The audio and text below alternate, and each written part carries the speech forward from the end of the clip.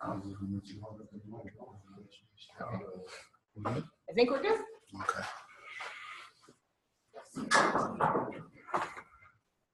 Okay, good morning, everybody. Good morning. All right. Thank you guys for all being here. This is exciting. This is not only the first teleconference that we've done here, it's also the first one I've ever seen. So thanks for being patient with the kinks. I want to quickly start with some thank yous. First and foremost to the College of Social Science, their Research and Creative Activities grant, which made this event possible, as well as the Onyx Black Male Collective, who co-sponsored here at Fresno State. I want to thank both organizations, as well as the Center for Faculty Excellence, which has been helping us get online. So first and foremost, wanted to send thank yous to those entities. This is exciting for me. This is an idea that came to me last year, and it's always fun to see those ideas come to fruition. But the purpose of this is, at least for me personally, twofold. One, I wanted us to actually look at some of the various ways that Africana studies and technology work together. And there's no reason that this isn't a perfect way or time to do that. And secondly, because Black male studies, or at least the idea of it, has been something very close to my heart, finally being able to connect with some powerful scholars who have a lot to say on the topic is something that I've been dreaming about for the last few years. So this is important for a couple of reasons. I teach one of very few Black male studies classes in Central California here at Fresno State. I've been teaching it for about the last 6 years, and we've really not had a chance to be in dialogue with anyone else. But this is an excellent opportunity to do so, because one of the forerunning thinkers in the development of Black male studies is here on campus, is here to speak, and will be giving our keynote today. So this is incredibly exciting, especially for me. He's kind of a personal hero of mine. So I'll be introducing him in a second.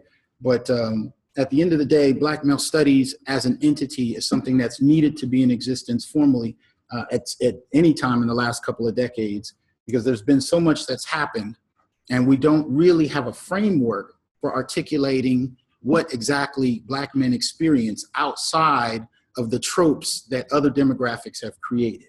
So this is a beautiful opportunity for that to happen. Now, this journey for me started several years ago with the Black male studies class that I teach, the Black male experience here at Fresno State, as well as a blog that I keep called newblackmasculinities.wordpress.com. And with that blog, I started to reflect on issues and even films that affect Black males, or that speak to Black males, and do it from a vantage point that comes out of the Black male experience. And from there, I was able to kind of build some relationships with a variety of people, as well as develop the concept of Black masculinism, which is part of my own private work. So we'll talk about that a little bit later. But these were some of these ideas began for me. And those come out of having taken gender classes for almost the last 20 years and never hearing where Black males fit in those discussions. Usually men in general, but particularly Black men, are articulated by others, but you seldom hear Black men articulate themselves, especially in regard to gender studies. And so this became an opportunity for me to actually marry those two areas and really reflect on what gender means to Black males. So in that sense, this has become a huge opportunity to not only initiate that discussion, but also include Black men in the very concept of gender. It's one of the things that we notice in gender studies. It seems to apply to everyone but men, and in particular Black men. So this became an excellent opportunity to do a few of those things and really pull Black men outside of just being one-dimensional stereotypical caricatures and make them three-dimensional human beings that deserve nuance and study. Right? Not for the sake of just presenting a new mythology, but for the sake of really trying to grasp what Black male experiences are and what they can tell the larger society about how it functions. So this became an excellent opportunity to do that. And one of the ways we're going to do it is we're going to have the esteemed Dr. Tommy Curry give us a keynote address as his forthcoming book, which I will mention in a second, we'll be breaking new ground as to what Black male studies looks like. And then we will follow that, and I will introduce each person later. We will follow that with a discussion, a roundtable discussion with there'll be all together about 8 of us talking about Black male studies. And I will introduce each of those people after Dr. Curry's keynote. But to introduce our esteemed speaker, at only 37 years old, Dr. Tommy Curry is a full professor in philosophy and Africana studies at Texas A&M University. Now, I'm talking to the students in the room. Trust me when I tell you 37 and full professor is unheard of. That is ridiculously unheard of. So what you're about to hear is from somebody who is way ahead of the curve. He's held the prestigious Ray A. Rothrock Fellowship and is now the USC Show Foundation and AI and Manette Sheps Foundation Teaching Fellow. Dr. Curry is the current president of Philosophy Born of Struggle, one of the oldest Black philosophy organizations in the country. He's author of over 60 articles, again, unheard of, and book chapters on racism, critical race theory, hip hop, Black male vulnerability. He's also the author of 4 books: The Philosophical Treatise of William H. Ferris, Selected Readings from the African Abroad, or His Evolution in Western Civilization with Rowman and Littlefield. The Man Not, Race, Class, Genre, and the Dilemmas of Black Manhood, which analyzes the sexual and erotic drives behind Black male death and rape. Another White Man's Burden, Josiah Royce's Quest for a White Racial Empire, and co-edited with Danae Evans, the forthcoming anthology, Contemporary African-American Philosophy, Where Do We Go From Here? His public commentaries on topics range from hip-hop to the death and rape of Black men and boys, and regenerative stem cell treatments, which have appeared on venues such as Forbes.com, NPR, Salon.com, and SiriusXM. They've recently been recognized with the Society for the Advancement of Philosophy's Elaine Locke Award. So please help me welcome Dr. Tommy J. Curry.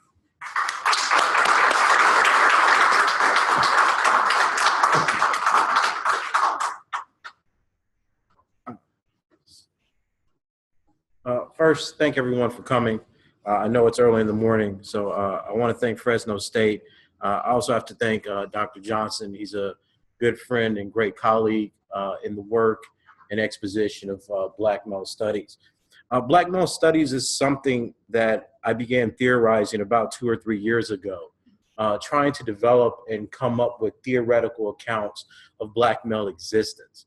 One of the things that happened when I was actually doing my master's program at DePaul, I was minoring in women and gender studies for a graduate certificate, is there never seemed to be an answer to where Black men fit within the history of sexual and colonial exploitation. During that period of time, which was the early 2000s, the very idea that Black men were victims of rape during slavery or during Jim Crow was unheard of. In fact, many of my teachers simply denied that was a possibility. When I looked at from my own experience coming from the Southern United States, the realities of seeing Black men brutalized, stabbed, in many cases killed by their spouses, again, a reality that was denied.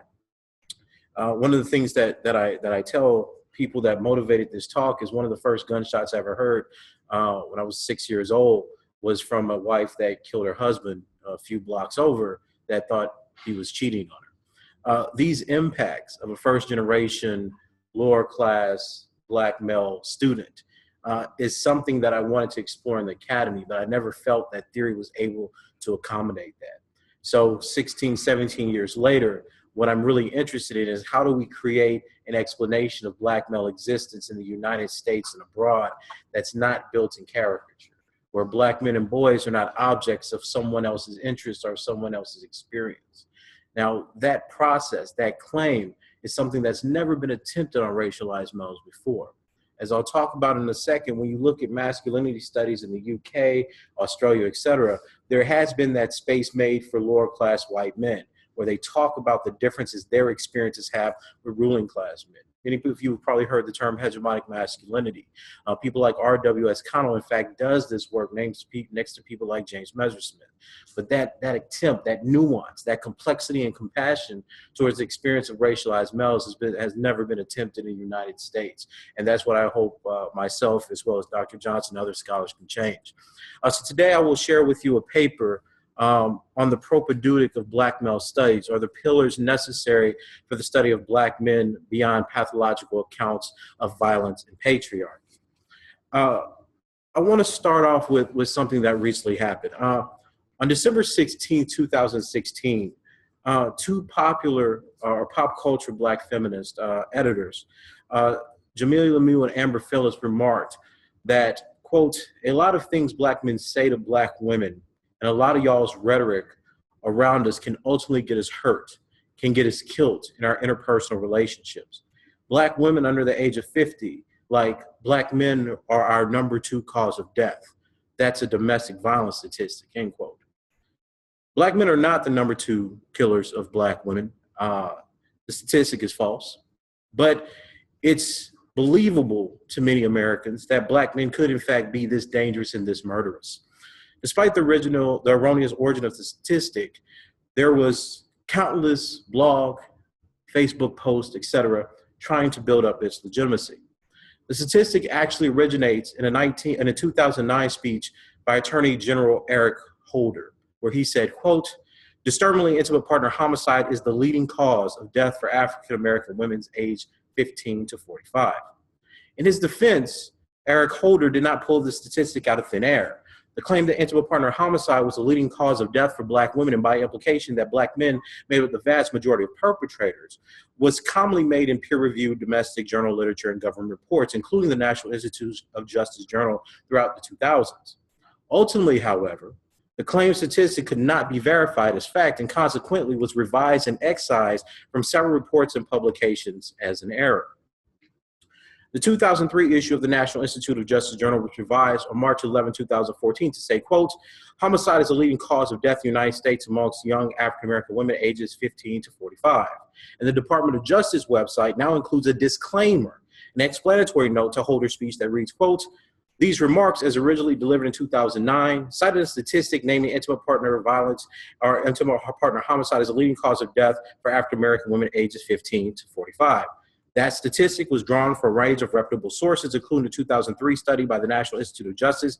However, recent figures indicate other causes of death include cancer, heart disease, etc., outrank intimate partner homicide for this age group." The maliciousness of this statement is not its believability amongst an American public socialized to fear and sanction Black males, but the way in which various theories like hegemonic masculinity, psychoanalysis, and various aspects of Black feminist ideology was used to rationalize and explain a claim that is empirically false. What is it that allows us to believe that theories which describe Black men as lacking and striving for the power of white men are viable starting points for how we think about and subsequently write about Black males? What is it about theory that's motivated to explain erroneous facts or stereotypes about Black men that are in fact not true? Since the dawn of the 20th century, Black males have been cast as mimetic creatures who imitate the worst of the white male. Since the publication of John Dollard's Caste and Class in a Southern Society in 1939, which argued that the inability of Black males to express their resentment towards white society at large created internal pathologies of violence and aggression, self-hatred, there has been the idea that Black men who are oppressed by a racist system of what was once known as Jim Crow sought to imitate the violence of their oppressors because of their low self-esteem. Abner Cardinier and Lionel Ovesey's The Mark of Oppression, Explorations in Personality of the American Negro in 1951, or even the internalized relationship that Black men were thought to have to their white masters in Stanley Elkin's 1959 book, Slavery, A Problem in American Institutional Intellectual Life, have formed the basis by which many of our gender theories seem to parallel and co-align with. Some early Black feminists actually acknowledge this relationship, acknowledging, quote, that the scholarship on Black male attitudes towards Black women is woefully inadequate, especially for the period of 1880 to 1920. Beverly Guy Shaftal, in writing her book, had to rely on only two sources available at the time: Lawrence Freedman's The White Savage, Racial Fantasies of the Postbellum South, and Rosenthal Penn's Black Male Perspectives on 19th Century Black Woman. Freedman argued that Black men were committed to Victorian standards of womanhood and the home. He writes, quote, clearly, white Southern racists and Black activists, so there's a parallel between white racists and anti-racists, looked at women in similar terms. Both viewed the female as a second sex with distinctly limited privileges, but the parallel ran even closer.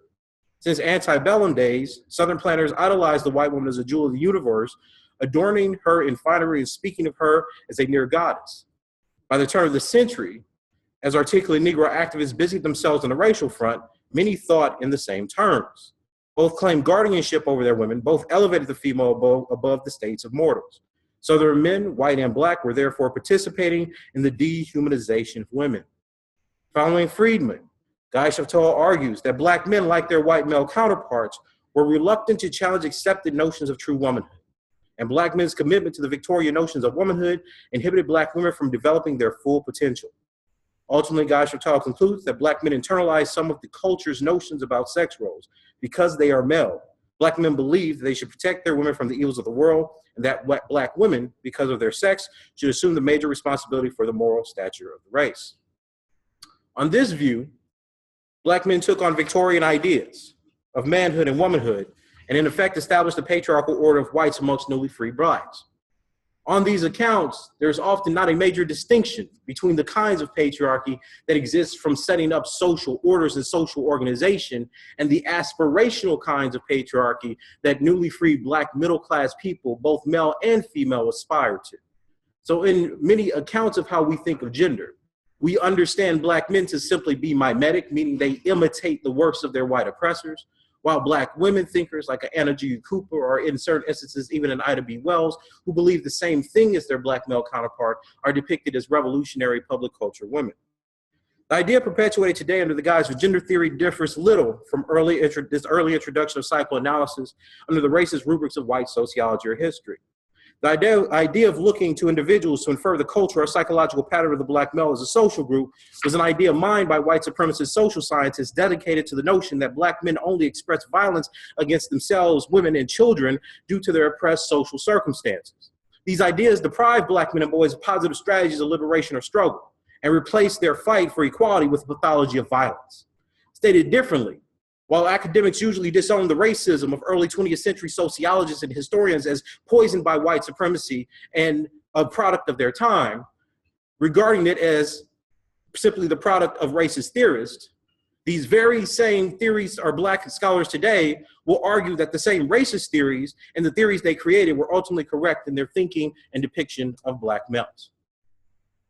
The idea that Black men have been subjugated not only based on their race as victims of white supremacy, but also because of their maleness is not new.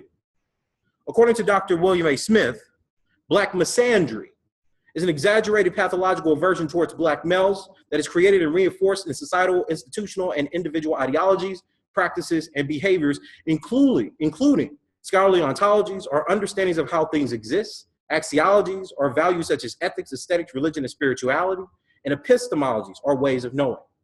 Like Black misogyny or the aversion towards Black women, Black misandry exists to justify and reproduce the subordination and oppression of Black males while concomitantly erecting edifices of racial and gender inequality, end quote. Now, building from this definition, I have coined the term anti-Black or racist misandry to describe the specificity racism acquires when it is directed towards Black men and boys. For Black males in this society, to be Black and male is to be anticipated as a terror. It's to have white men and women, as well as some Black women and other groups of color, internalize the racist ideas of Black males as abusers of women and children, violent deviants, hypersexual, and mimetic males who aspire to the ideas of white men and women. Consequently, Black male vulnerability expresses the actual disadvantage and violence Black males suffer as both Black and male to the institutions and societal practices developed to control and castrate Black males throughout society. Employment discrimination, police brutality, racial profiling, and lower life expectancy are all examples of the kinds of vulnerabilities which emerge from the social conditions that surround Black men and boys. Racist misandry, then, expresses the vulnerability Black men and boys have to the obsessive hatred society directs towards them, And in this sense, anti-Black misandry not only expresses the pathological aversion society holds towards Black males. So it's not just the attitudes one expresses in their fear or resentment or the discomfort they have in the presence of Black men, but it also names the ontological program that is constantly operating to socialize the public into believing that given the savage nature of Black men and boys, the various cruelties and stereotypes used to dehumanize them are in fact accurate. Even within the academy, misandry functions to make the sociological condition of Black men and boys synonymous with their being, thereby making it necessary to morally condemn and sanction them to preserve civility and order in society. In other words, the Black male is theorized as deserving and necessitating the repressive forces set against him. The task is to assess and document these practices which exceed generic claims of racism on the existence and bodies of Black males over the centuries. Now, what's important to understand here is that the articulation of misandry for racialized men does not exist as an apologetic for patriarchy. Many people in the 21st century understand patriarchy simply as a point or reference, a description of one's biological sex as male. That's a mistake.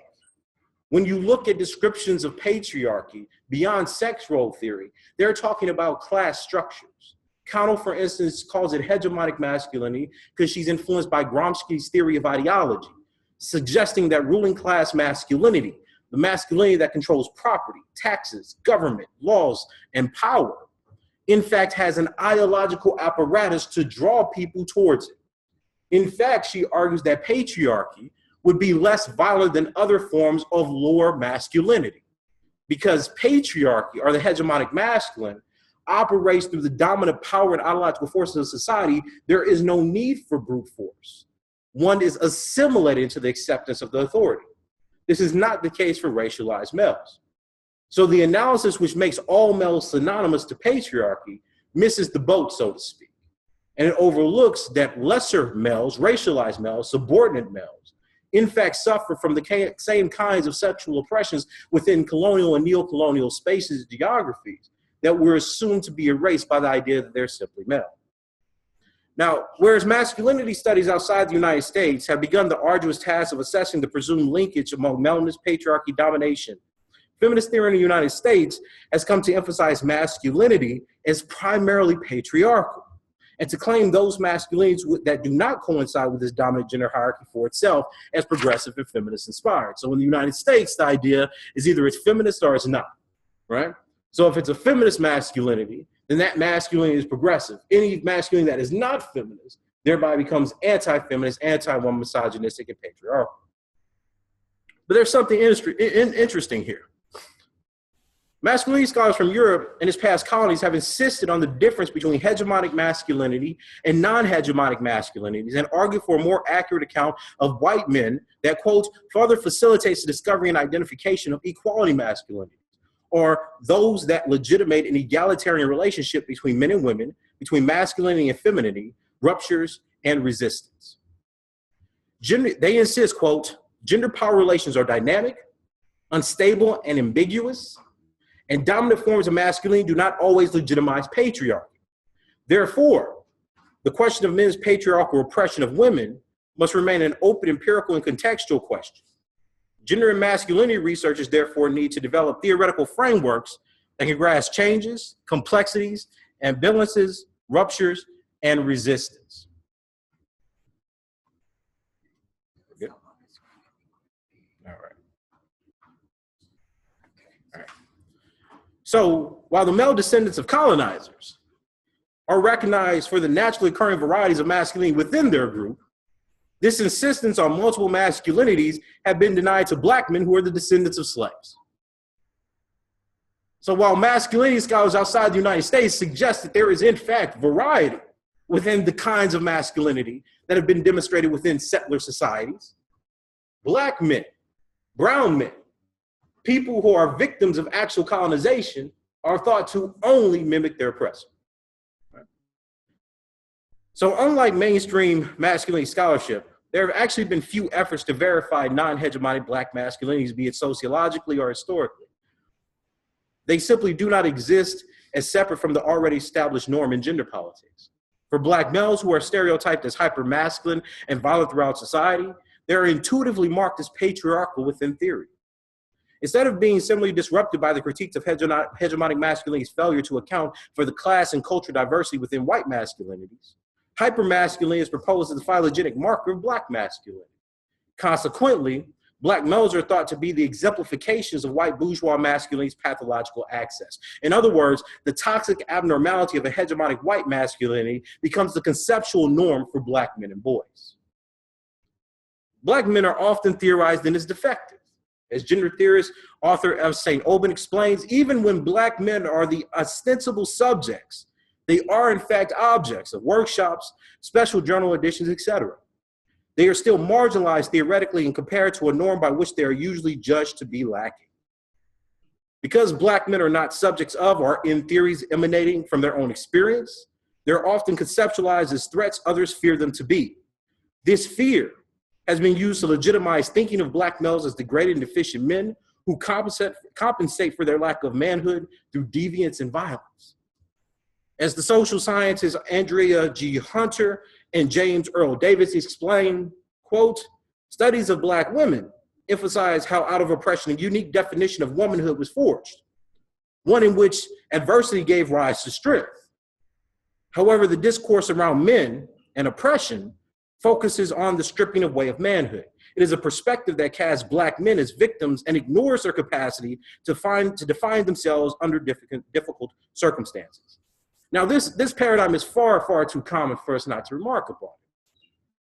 The idea that emerges within gender theory, especially within the intersectional frameworks, if you're looking at someone like Frank Cooper's work or even Devin Carbato's, is that some of the aspects by which black men cope with oppression, higher rates of domestic violence, anger, depression, problems with conflict resolution, are not environmental. That these do not emerge from the same kinds of patterns that all degraded or impoverished people would suffer. Rather, is assumed to be part of their personalities, right? That black men emerge from trauma, not with the introspective lens to evaluate why they are oppressed, right? So the intersectional thesis suggests that black women are oppressed. They have an intellectual reaction to their oppression to understand structures that cause oppression. But black men, for some reason, simply can't grasp the same kinds of structures because of their gender. They are somehow blind to the aspect that they're suffering because of a version of sexuality, of them as lesser males. And I ask you, if we accept that black men have been victims of lynching and castration, have been victims of rape by white men and white women, what in that experience lets them detach themselves from their own bodies to deny that their manhood, their maleness, is in fact victimized? Said differently, if you see a lynching and a white man or white woman cuts off the genitalia of a black man and displays it for others to see and fear, what is it about that experience that lets you not understand that there's something particular to the phallus of your body, to the phallic nature associated to white people that you don't analyze? But contrary to this view, we see black men talking about lynching and homoeroticism. We see it in James Baldwin's fiction. We see it in Richard Wright. We see it in Frantz Fanon. We see it in Frederick Douglass.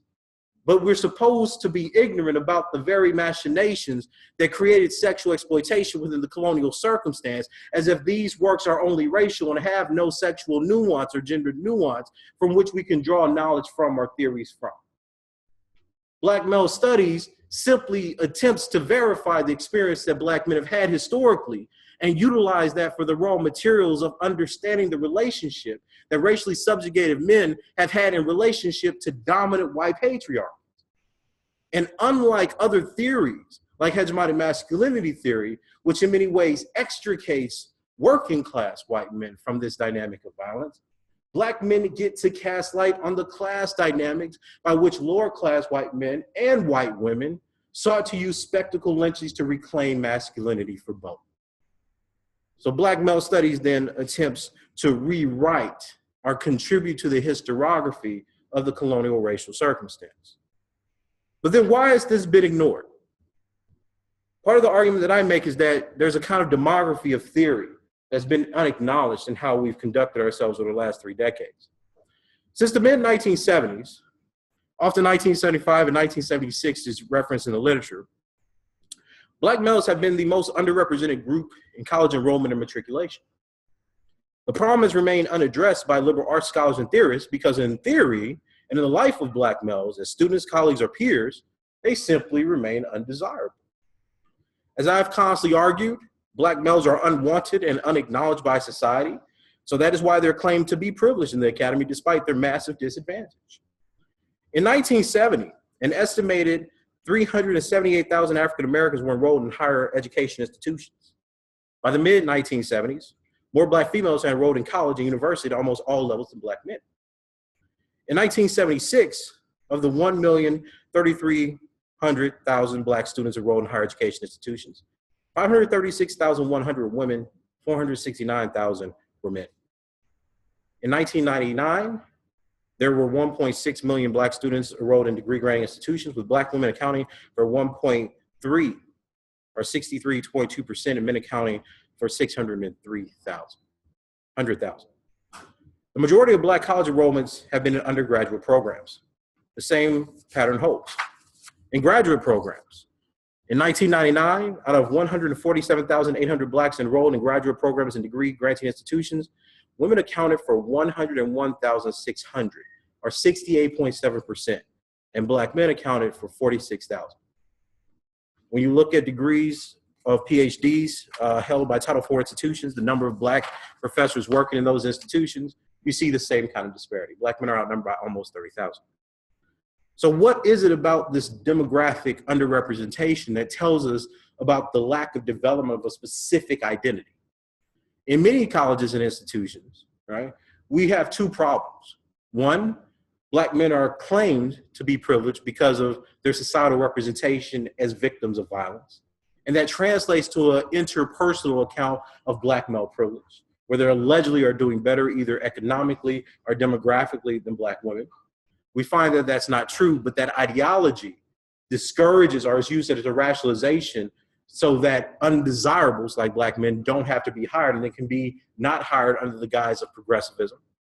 And two, that an artificial market amongst Blacks is established within white institutions, where the idea is that Black men and Black women compete with each other or should be competing with each other for the same jobs, and not that there should be a displacement of the overrepresentation of white people, men and women, in the very same institutions. In other words, the idea is that diversity claims utilize gender to create a zero-sum game between Black and white faculty, or Black men and Black women faculty or candidates applying for positions, rather than the displacement of white men and women within these ideas or within these institutions. Reformulating the demographic basis by which theory has been underspecialized or underappreciated means that we have to retell history. That the dominant theories that are utilized to explain how Black men are oppressed simply miss the mark. The rape of Black men and boys under slavery conceptually reorients the hierarchy supposed by gender theories. It is often suggested that melanin protected Black men and boys from the rape of white men. But the work of Thomas A. Foster's The Sexual Abuse of Black Men Under Slavery and James Hook's Sweet Recreating Africa, Culture, Kinship, and Religion in the African Portuguese World, 1441 to 1770, show that Black men were not only victims of rape by white planter class women, but victims of mass rapes by white men in various displays of domination and homoerotic rage. This practice of raping Black men extended into Jim Crow, when you think about the rape of Willie McGee by William Meta Hawkins, and continues today by police officers, as in the case of Abner Louima, and among whites throughout society, as in the case of John Howard, who raped a mentally disabled Black boy with a coat hanger months ago. Various cases can be pointed to throughout history that give evidence of this practice despite its erasure. Black power studies are something that we need to reconceptualize. The idea that Black men responding to this history of sexual oppression in the works of a Cleaver or a Newton simply have to be rethought. As Jared Saxton remarks in Race, Sexuality, and Political Struggle, Reading Soul on Ice, quotes, in many ways, Wallace's effort in that now canonical Black feminist text provide a sort of interpretive framework for much more popular and academic opinion on the movement in general, the Black Panthers more specifically, and Cleaver in particular up to the present. The idea that Black men who were thought from literally the 1920s forward up to the Moynihan Report, the idea that black men were docile, apolitical, deserters, effeminate, lesser men, dysfunctional, abusive, violent.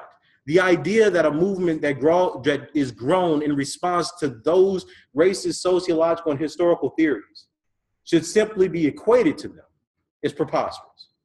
That is not to say that there is not sexism. That is not to say that there's not homophobia that runs throughout the time periods of the 19th and early 20th century. It is to say, however, to marry any individual instance of those ideas or those caricatures to the actual personality of groups is in fact wrong. So then why do we choose to read? And notice what we do here. We choose to read one political moment of the 1970s as being analogous and synonymous to every political instantiation of black male resistance from 1864. So the birth of freedom for black men becomes synonymous with their desire to oppress others, to oppress weaker peoples.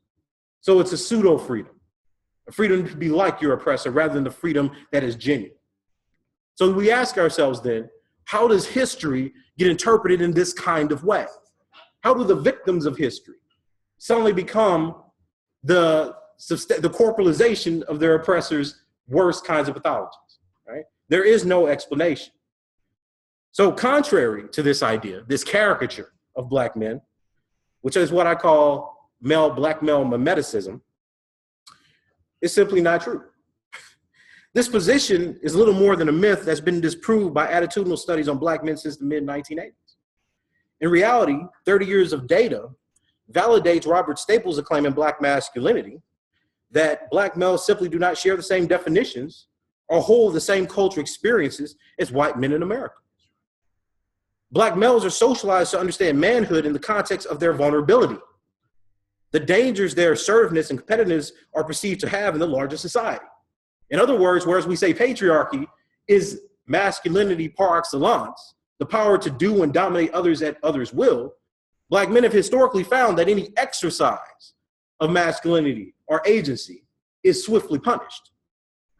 Black men define manhood based not on their ability to dominate others, but rather on their vulnerability to America's racist, misandrous regimes.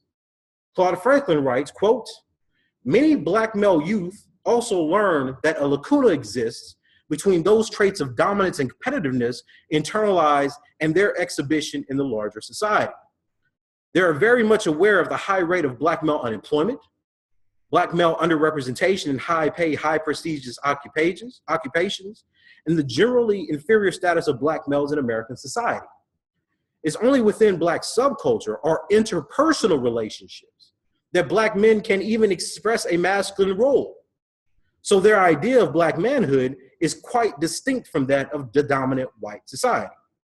In fact, some studies have found that black males' conceptualization of manhood does not include any reference to the ideas of white masculinity. Andrea G. Hunter and James E. Davis's Constructing Gender and Exploration of Afro-American Men's Conceptualization of Manhood asked one question to a group of black men in New York: what do you think it means to be a man? The answers and clusters of ideas revealed that discussions of masculinity were absent from black men's definition of manhood. Hunter and James explained that this difference in black male perceptions of masculinity and manhood possibly reflects a cultural awareness of the differences between the physical sexual man and the social man, a distinction first introduced in Nathan and Julia Hare's Bringing the Black Boy to Manhood in 1985. The Hares maintain that black boys understood the social man as a moral and jural condition which extends or should far beyond the trappings of execution of uncommitted sexuality, whereas masculinity was thought of as a reflection of the dominant culture, aggression, power, and so on. For black males, quote, manhood emerged as a multidimensional construct that defines being a man in terms of the self, a man's relationship and responsibility to family, and a worldview or existential philosophy. Manhood was the idea that black men used to frame how they thought of themselves outside the ills and stereotypes of mainstream society, and allowed a distinction between what they saw as masculine white behavior and the behavior of black men. As Hunter and Davis explains, quote, although masculinity may be a part of being a man, for black men it is simply not the foundation upon which manhood rests. The longest proven racist stereotype that holds black men to be misogynist and natural threats to women remains a starting point for many conversations concerning black males. It is important to note that this stereotype did not pop up accidentally throughout history. Throughout the 19th century, the ideas and justification of colonialism utilized by white ethnologists was based on the idea that they were trying to save the Negrists or black women or other savage women throughout the world from their brutal men. This is the introduction to Charlotte Gilman's work on the economic dependency of women in the 1890s. The idea was that the savageness and brutish of the black male as a beast that was not civilized, was not man, but in fact was used as the justification for violence against them. So it's important to understand that the origin of the theories that are utilized even now to suggest that black men are so dangerous to their women, so dangerous to their children, do not originate in an empirical study of the economic or psychological conditions of oppression, but rather the ethnological stereotypes of a century ago that seeks to justify the elimination, extermination, and lynching of racialized men the world over. Contrary to these descriptions, black men and boys have consistently demonstrated that their subordinate racial male position has made them more aware of sexual oppression and gender inequality. In 1983, Noel A. Kazanev termed the racial and sexual oppression of black men the double bind in a study that found that middle-class black men, those black men thought to embrace the ideas of hegemonic masculinity most readily, have had more progressive gender attitudes than white men, to, quote, approve of non-traditional roles for women, women's issues, and egalitarian marriage relationships, and to believe that men can learn a great deal from the way women act that can be incorporated into their own behavior, end quote. In 1989, Ruby Lee Gooley's study of race and gender consciousness among black Americans found that, quote, the mean race and gender consciousness levels of black women are more similar to the levels of black men than those for white women. In the early 1990s, marked by the popularization of intersectionality and presumed gender consciousness of black bodies based on their biological designation as male or female, multiple empirical studies confirmed the findings of the previous decade, maintaining that black men were certainly more aware of, if not more conscious of, gender inequality than other men and women. For instance, in 1995, Catherine Blees and Ann Timaker's racial difference in men's attitudes about women's gender roles used the National Longitudinal Survey cohorts from 1960 to 1981 to test the attitude and racial concepts of gender between white men and black men. Although the study used data collected as long as 30 years before Hunter and Davis's study, it found that, quote, African-American and white men differ in their attitudes about women's gender roles. Their beliefs about gender roles change across time, and that individual status and life courses, processes, influence gender role attitudes. Evelyn Simeon's Black Feminist Voices in Politics uses the National Black Election Study, the National Black Politics Study, and her own National Black Feminist Study to document the broad support black men have for women's issues. Simeon's work dispels the common mythology that insists that black feminist commitments are fundamentally tied to a black and female identity. According to Simeon, quote, black women and men recognize that the problems of racism, poverty, and sexual discrimination are all linked together. Black feminists are beneficial to the black community. Black women should share equally in the political leadership. Black women should take on a more prominent role in the black church. And the overwhelming majority of respondents, black men and women, felt that they shared a common fate with black women. What is perhaps most controversial of Simeon's work is that her studies have found that black men are equally, and in some cases, more likely than black women to support black feminism. In a subsequent article, A Black Gender Gap, Simeon updates her findings, concluding that black men and women share the idea of intersecting oppressions and linked fates. Simeon writes, quote, the present study provides additional evidence to support the claim that African-American men have truly progressed in their thinking about traditional gender roles and have supported black feminist tenets for longer than many realize. African-American women are similarly supportive of black feminist tenets, but to a lesser extent than African-American men. Several years later, Catherine Hoynoy used Simeon's National Black Feminist Study to test Patricia Hill Collins' standpoint epistemology. According to Collins, quote, a black woman's standpoint is defined as those experiences and ideas shared by African-American women that provide a unique angle of vision of self, community, and society. Hoynoy's work, like Simeon's, found that black men are as likely, and in many cases more likely, to support the values such as the interconnectedness of race, class, and gender, and political behavior traditionally thought to belong solely to a black feminist tradition. Hoynoy found that black men are supportive of black women's leadership roles in politics and have supported gender equality more wholeheartedly than any other group of men and more than some women, end quote. Contrary to the purported correctness of standpoint epistemology, gender simply does not control the political sentiment or limit the social consciousness of black males. Black men experience the world alongside black women. they, like black women, are abused because of their race and their sex. Yet theory holds that because they are not women, their awareness of gender equality cannot be due to their maleness. So while black women's gender progressivism originates in their outsider position, it is suggested that black men's progressive gender attitudes cannot originate from theirs. These are ideological assertions based on imagined histories of black maleness as privileged and normative, rather than an account of the particular disadvantage that make racialized maleness an outsider positionality in white patriarchal societies, and the possible origin of a black male genre theory. Because of the peculiar subordinate racial and sexual position, black males are able to understand the complexity of social life much better than academic theories allegedly designed for the very same end. So what the idea that black male studies is trying to put forth is that the conceptualization of black men have to be informed by the empirical study of them. It is no longer adequate for black men to simply remain the caricatures of other people's imaginations, where the murder of black men becomes cyclically legitimized in the minds of the very people who are protesting the murders of them because black men are dangerous. So while you have the story that 300 black men, well, the actual fact that 300 black men per year are being shot by cops, that reality is then made to conflict with, be opposed to the idea that 9 to 20 black women are shot that very same year. And the way that this rationalization happens is not simply based on the need for attention. It is also based in the idea and the caricature that in fact black men are dangerous. That while they may be shot in society, they're still dangerous to the community. And that has to be part of the conversations about their lives. But then what is the conversation about the violence in the community actually?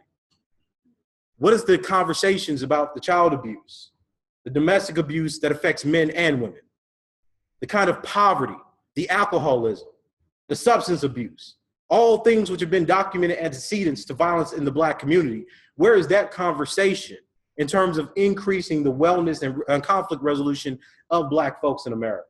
It doesn't exist because we reduced every pathology that exists within the black community to the trope of black masculinity. So they do not emerge as victims, only the corpses that have been the result of white people's violence and not the actual systemic conditions of racism. So I'll end with this. Why a black male studies? My argument is that black male studies has to break with the pathological accounts of black men that are not only held as stereotypes within society, but have also been reified as stereotypes within theory. We need accounts of black men as empirically human, complex, and rich subjects.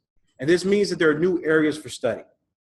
In terms of empirical studies, we need more research in intimate partner violence and intimate partner homicide and how it affects black men in their communities. We need more research into the rape of black men and boys in their own communities. Often their early sexual experiences of young black men start from the ages of 6 and 9. We have the first article, me and a colleague, Dr. Utley have an article documenting some of the first experience of this. We need more studies of that.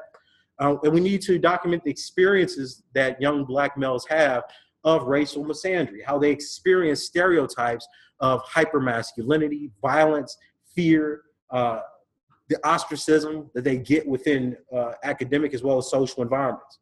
In terms of conceptual studies, the conceptual aspect of black male studies, we need a black male historiography that focuses on sexual violence and homoeroticism, on black male vulnerability, and black men as victims of patriarchy, utilizing such theories as social dominance or the formidability theories that have been coming out about the threats or how black men are perceived as bigger and more dangerous threats in the minds of whites. I would also add that we need to reformulate how we're thinking of black power studies, not so much as an apologetic that's trying to reclaim black nationalism, but as a historical intervention into certain gender assumptions and a prioris that are placed upon the bodies of black men and their intents. So we have to undo the hold that psychoanalysis has on the motivations that we use to point to and construct the idea that black male liberation is in fact just another attempt at dominating other bodies. So black male studies is not so much a response as it is a field or genre studies aiming to humanize the realities of black men and boys. And to humanize the reality of black men and boys, we have to challenge ourselves to think about them beyond the racist caricatures that articulate them simply as abusers, simply as perpetrators of rape, and simply as undesirables that have absolutely no social connection or are beyond social empathy for most of the world. So thank you very much.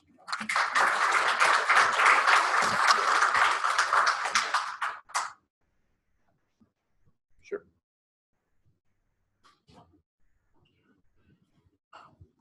Okay, can we give another round of applause to Dr. Curry, please? Okay. What I'm going to do at this point is introduce our panelists, and then we'll be engaged in some dialogue from there. Can I shift the screen? How do I do that? Gallery view? Yeah. Okay. All right. And then you're going to want the panelists to unmute themselves. Okay, so as I introduce the panelists, please go ahead and unmute yourselves. I will start with Dr. Gwinnetta Curry. Hello. Here we go. Yeah. Gwinnetta Curry is an assistant professor in the Gender and Race Studies Department. She completed her PhD in 2016 from Texas A&M University in sociology.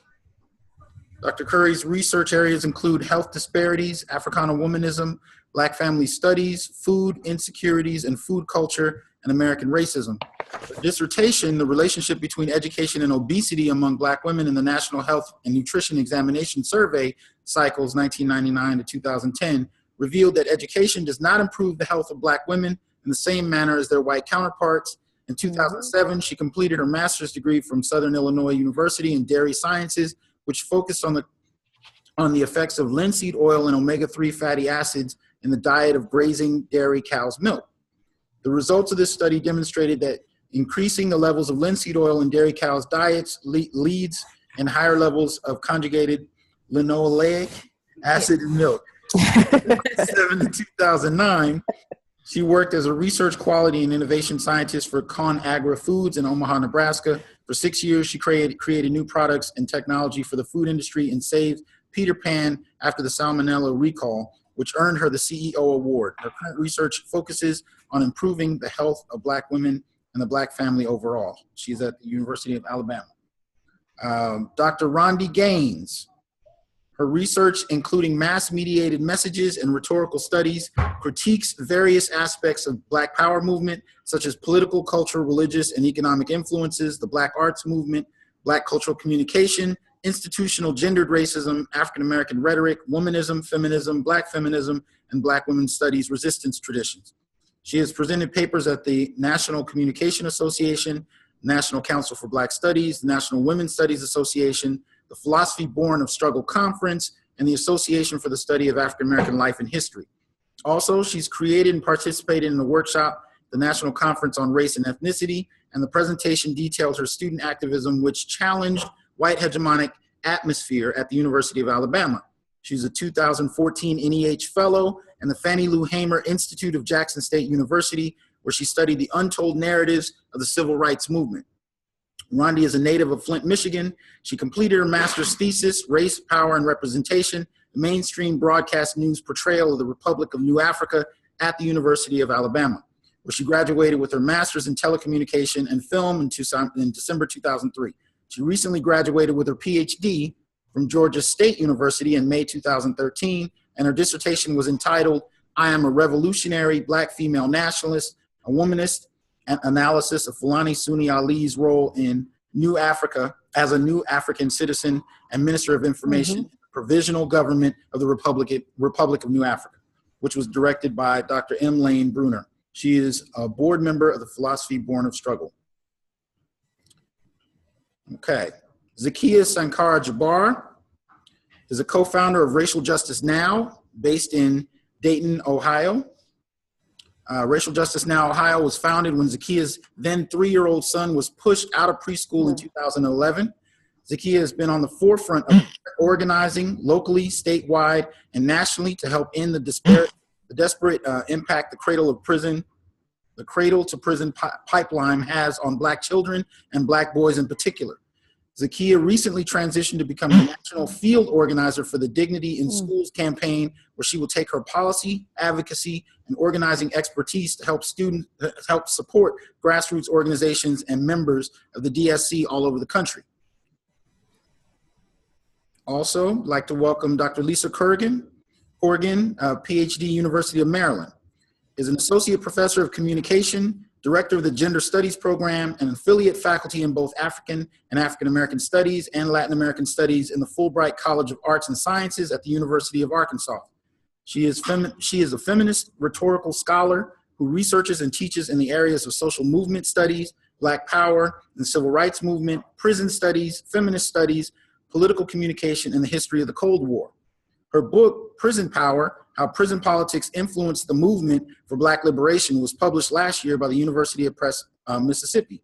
Additionally, Dr. Corrigan works as a political and media consultant for campaigns, caucuses, progressive organizations, and legislatures on issues ranging from reproductive justice to prison reform. She lectures across the country and can be booked for workshops. Okay.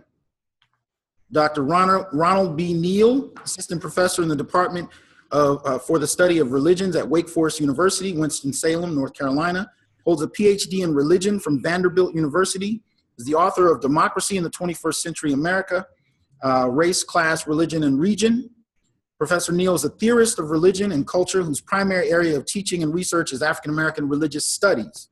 He also does teaching and research in other areas, including world religions, religion and popular culture, religion and political culture, and gender studies and religion. He's currently writing a book on Black masculinity, myth, and the Western imagination. Last but not least, we have Dr. William A. Smith, interim department chair and associate professor in the Department of Education, Culture, and Society at the University of Utah. He also holds a joint appointment in the Ethnic Studies program. He has served as the Associate Dean for Diversity, Access, and Equity in the College of Education, as well as a special assistant to the president of the University of Utah and its NCAA faculty athletics representative. Dr. Smith is co-editor of the book, The Racial Crisis in American Higher Education: The Continuing Challenges for the 21st Century. His work primarily focuses on the theoretical contribution of racial battle fatigue, which is the cumulative emotional, psychological, and physiological and behavioral effects that racial microaggressions have on people of color. Dr. Smith's work has such journals as the International Journal of Qualitative Studies in Education, Journal of Negro Education, Harvard Educational Review, Educational Administration Quarterly, and American Behavioral Scientist, to name a few.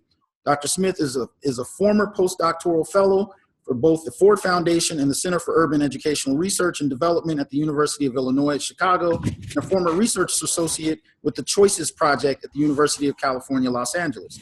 He has worked as an administrator or professor at Eastern Illinois University, Governor State University, Western Illinois University, and the University of Illinois at Chicago. He received his undergraduate and master's degrees from Eastern Illinois University, BAs in psychology, MS in guidance and counseling, and his PhD is at the University of Illinois at Urbana-Champaign, educational policy studies, sociology, social psychology of higher education. So if we can give all of our guests a round of applause, please. Okay. So from here, we've had a chance to hear the excellent presentation by Dr. Curry, and I want to invite our panelists to join in the discussion, kind of highlighting the approach and observations about both the lecture as well as their work. So the round table is now open.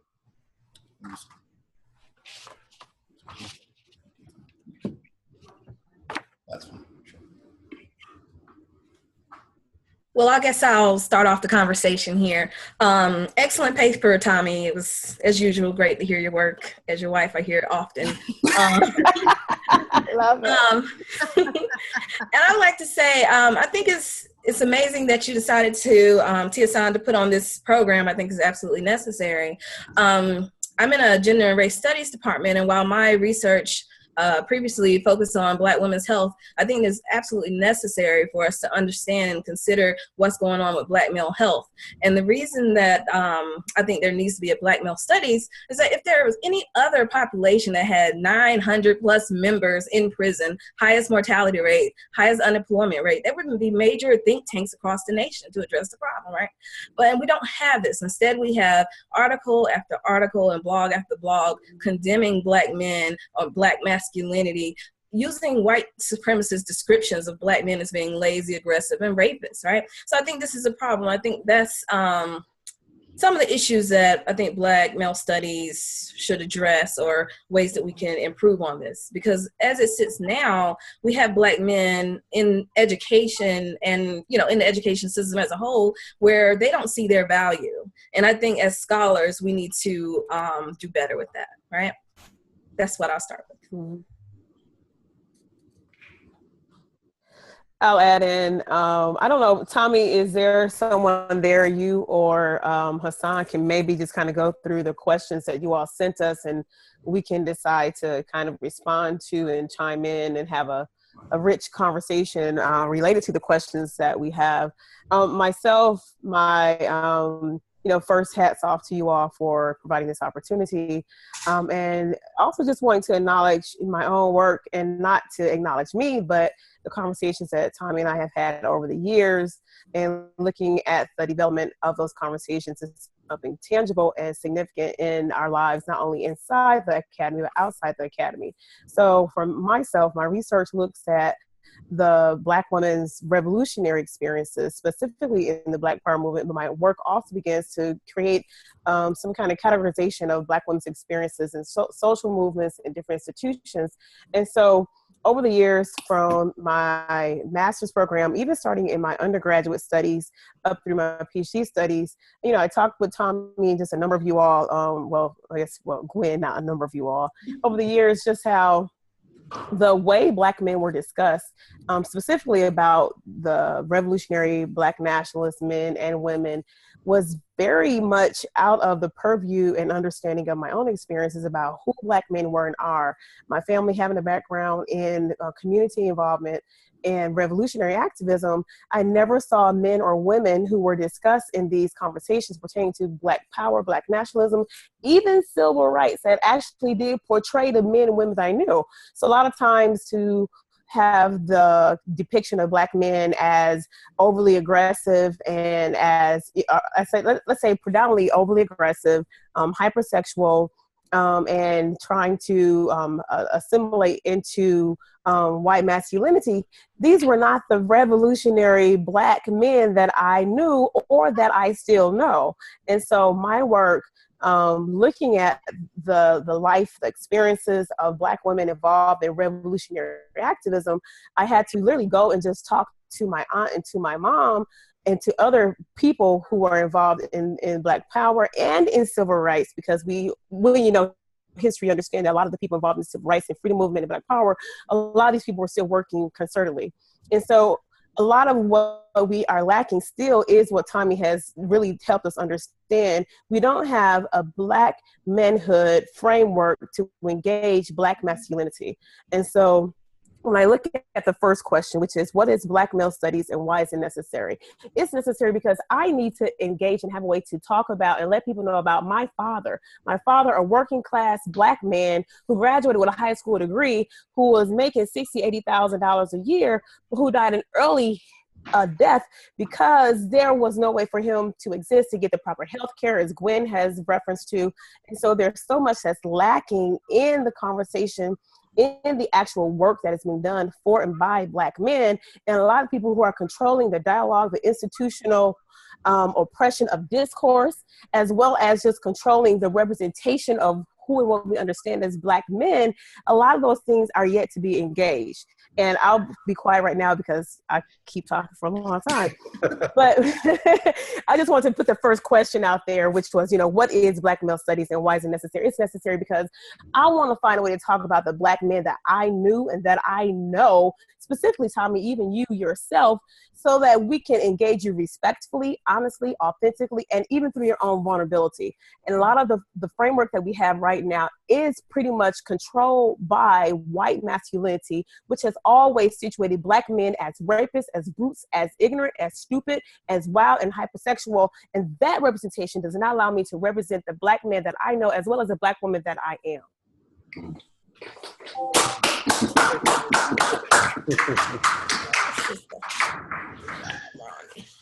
Well, I think I'll chime in. Can you hear me?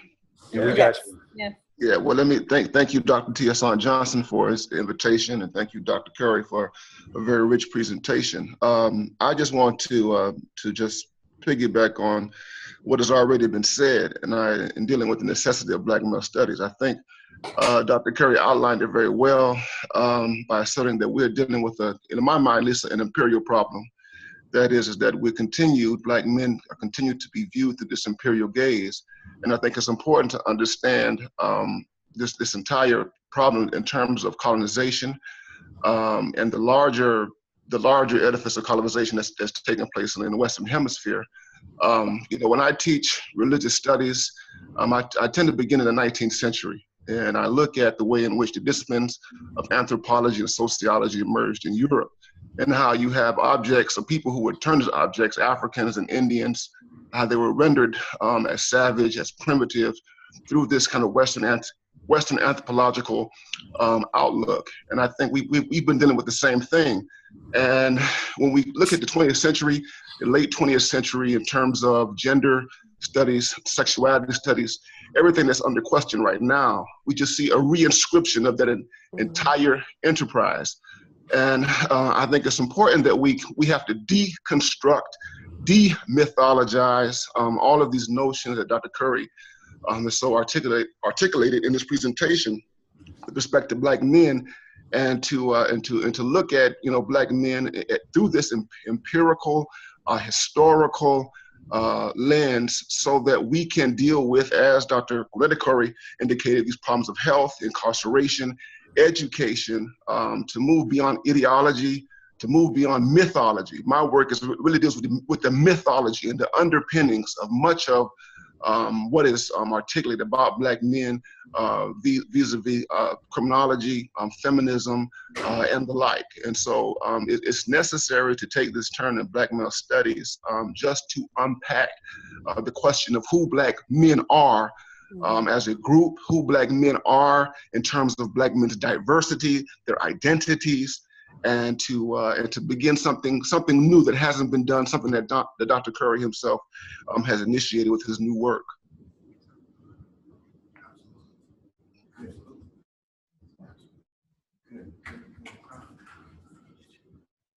I guess I'll speak next. I'm Dr. Lisa Corrigan. I'm happy to be here. Thanks T. Hassan for the invitation. Thanks Tommy for the great paper as always. I don't want to spend too much time talking about whiteness, but I am generally the token white gal at these sorts of things. And I think it bears reflecting that there are a lot of important ideas that Black men have ushered into the world about race consciousness, about power and domination, about progressive structures of violence that only grow over time. And so for me, as somebody who studies the Black Power movement, the history of incarceration, and the way in which Black intellectualism has spread across the globe, I'm particularly invested in Black male studies because I mostly write about Black men and the tremendous efforts that they've made in building new models for resistance in the U.S. and abroad.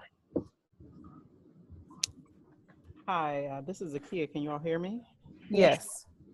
Hi, I think I'm the only organizer on this forum, and I really appreciate T. Hassan and obviously Dr. Curry. I appreciate being a part of this panel. One of the reasons why I support Black male studies is because I think it's a necessity as an organizer, and now at the national level, all of the things that you guys are theorizing and talking about really impacts especially what national organizations do and how they work. It impacts our funding. I know that, as a local organizer, when I started to move into the national space, I was hit left and right from a lot of, folks who are lifting up intersectionality a lot of folks who are lifting up, Black feminism, and obviously, not against any of that per se, but I saw it in a way that perpetuated what you guys have been talking about, right? Perpetuated the negative stereotypes about Black boys and men. And I just didn't feel like, wow, how can I really articulate how I'm feeling as a mother of my son, right? And the things that are happening to him that I feel like that are not just racial, but are very gendered. When you look at any of the data, looking at pre-K through 12, when you look at anything around the most negative outcomes, Black boys are at the top. And I'm just like, what are you guys talking about? Like, how can we not lift this up? How can we not continue to talk about this? And so I'm excited to be here. I know I've used Tommy's work in national spaces. Like, look here, like, look, we need to read this. And that this is something that I've caught some flack behind that as well. So I hope that, this new scholarship can kind of help folks like me who are in these spaces. I'm not the only one. We are in the minority, right? But I'm not the only one who as an organizer have felt sort of even attacked by lifting up what's happening to our own kids in schools.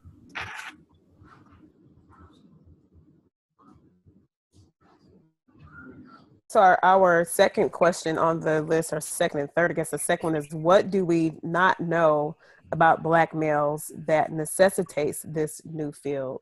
Zakia, since you're using the work in a very, I don't even want to, I mean, this is real, this is your son, right? What do you see as necessary, what you've been able to garner and use in your home with your child and having these conversations with people at a national level? So one of the ways in which I've been able to kind of lift up and exploit is this whole idea about lived experience. So that's comfortable for the particular group that I'm talking about when we talk about, folks who have, kind of been uncomfortable with the fact that I'm lifting up, not just what's happening to my son, but as a parent organizer and at the very grassroots level, we're talking about mostly mothers and fathers who have low to no income. And our kids are being shuffled right into literally this pipeline as early as preschool. And so one of the things that I also push back on is that, many of these organizers, I believe that they mean well, but I think that they are sort of just caught up into the matrix of how things are done right now, especially when funding is linked to it. And trying to get them to be a little bit more creative in how to, not just say, well, we're not going to talk about, what's happening to young Black men in this space because, we're not talking about Black girls enough. Right. We're trying to figure out a way to be a lot more creative in making sure that we're lifting up, what's happening really to all of our children, because it does look differently depending on where you are in the country. For me, I'm situated, in Dayton, Ohio. And, Black boys are the largest subgroup of students within the Dayton public school system.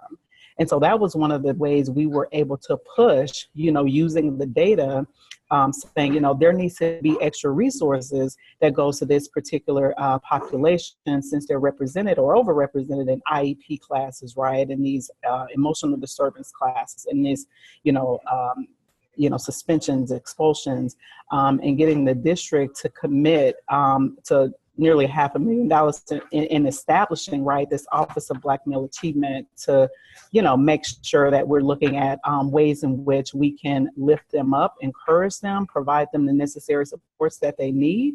And I did that unapologetically, despite what folks, were saying across, the national sort of sphere. And I've been now in the national space encouraging more organizers, especially if they're working locally, look at the data and move from there. Absolutely.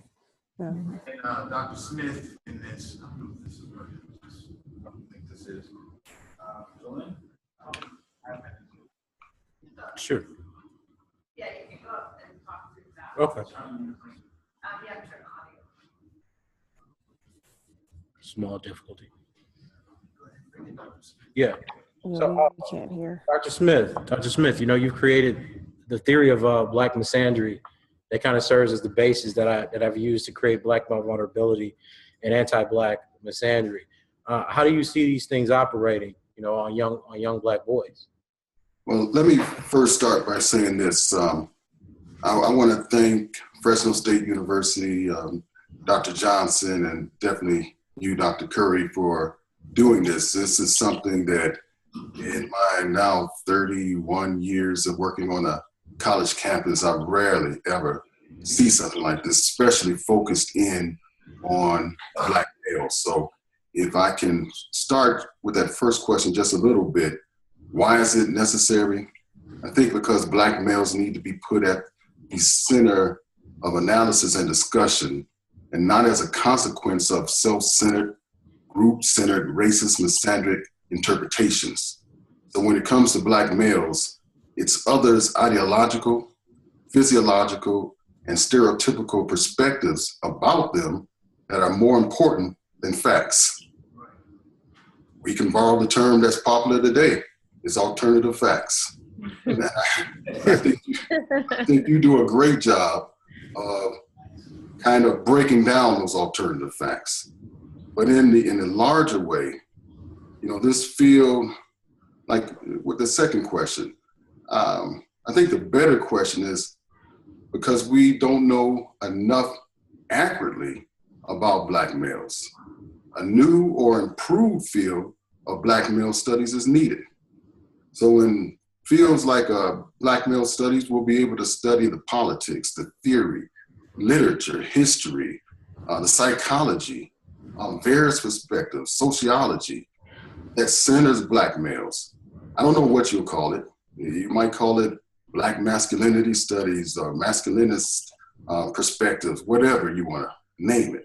But Black males have to be at the center of the analysis in a fair interpretation of it.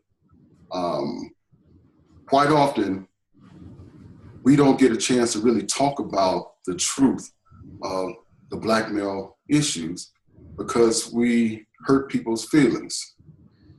So I say that we need to be in the business of hurting people's feelings. We need to be the mass producers of hurt feelings if we're going to save Black boys, Black men, Black women, Black girls, and Black families. Absolutely. Is your audio?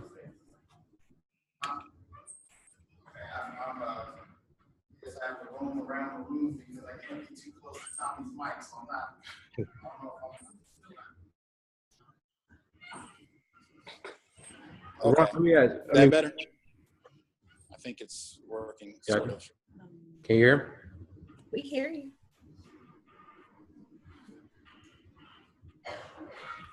Go ahead. All right. Yeah. So Ron, we've talked a little bit about the idea that Black men are ontologically evil. You recently developed a concept of heterophobia. How do you think that's going to play in with things like anti-Black misandry? I think it fits in well. It supports the idea of anti-Black misandry, and this notion of heterophobia. You can call it heterophobic racism. That is the fear of straight Black men in particular. So when you think about someone like a Dylann Roof, who walked into a church, Emmanuel AME, less than 2 years ago, and killed 9 people, 6 women, 3 men, and you analyze the language that he used, the language he used as he killed those 9 Black people was very masculinist, racist language. You rape our women, you are taking over. And hence his extermination of those Black people. When he was subsequently interviewed by the FBI, he continued to use the language of rape. And what Dylann Roof demonstrated was a very long tradition, a long history of protectionism. That is, it really at the heart of much of what we're dealing with is this need to protect a particular population, the need to protect white women as property, white women as capital.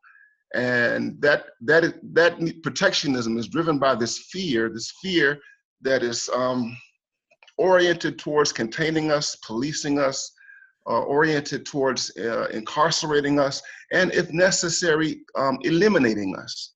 And so when we talk about misandry, racist misandry, yes, we're also talking about a particular type of misandry that is gendered, that is heterosexual. Because we have to remember, so much of Black masculinity, there seems to be within this imagination that we're dealing with, there is this inextricably link between masculinity and heterosexuality.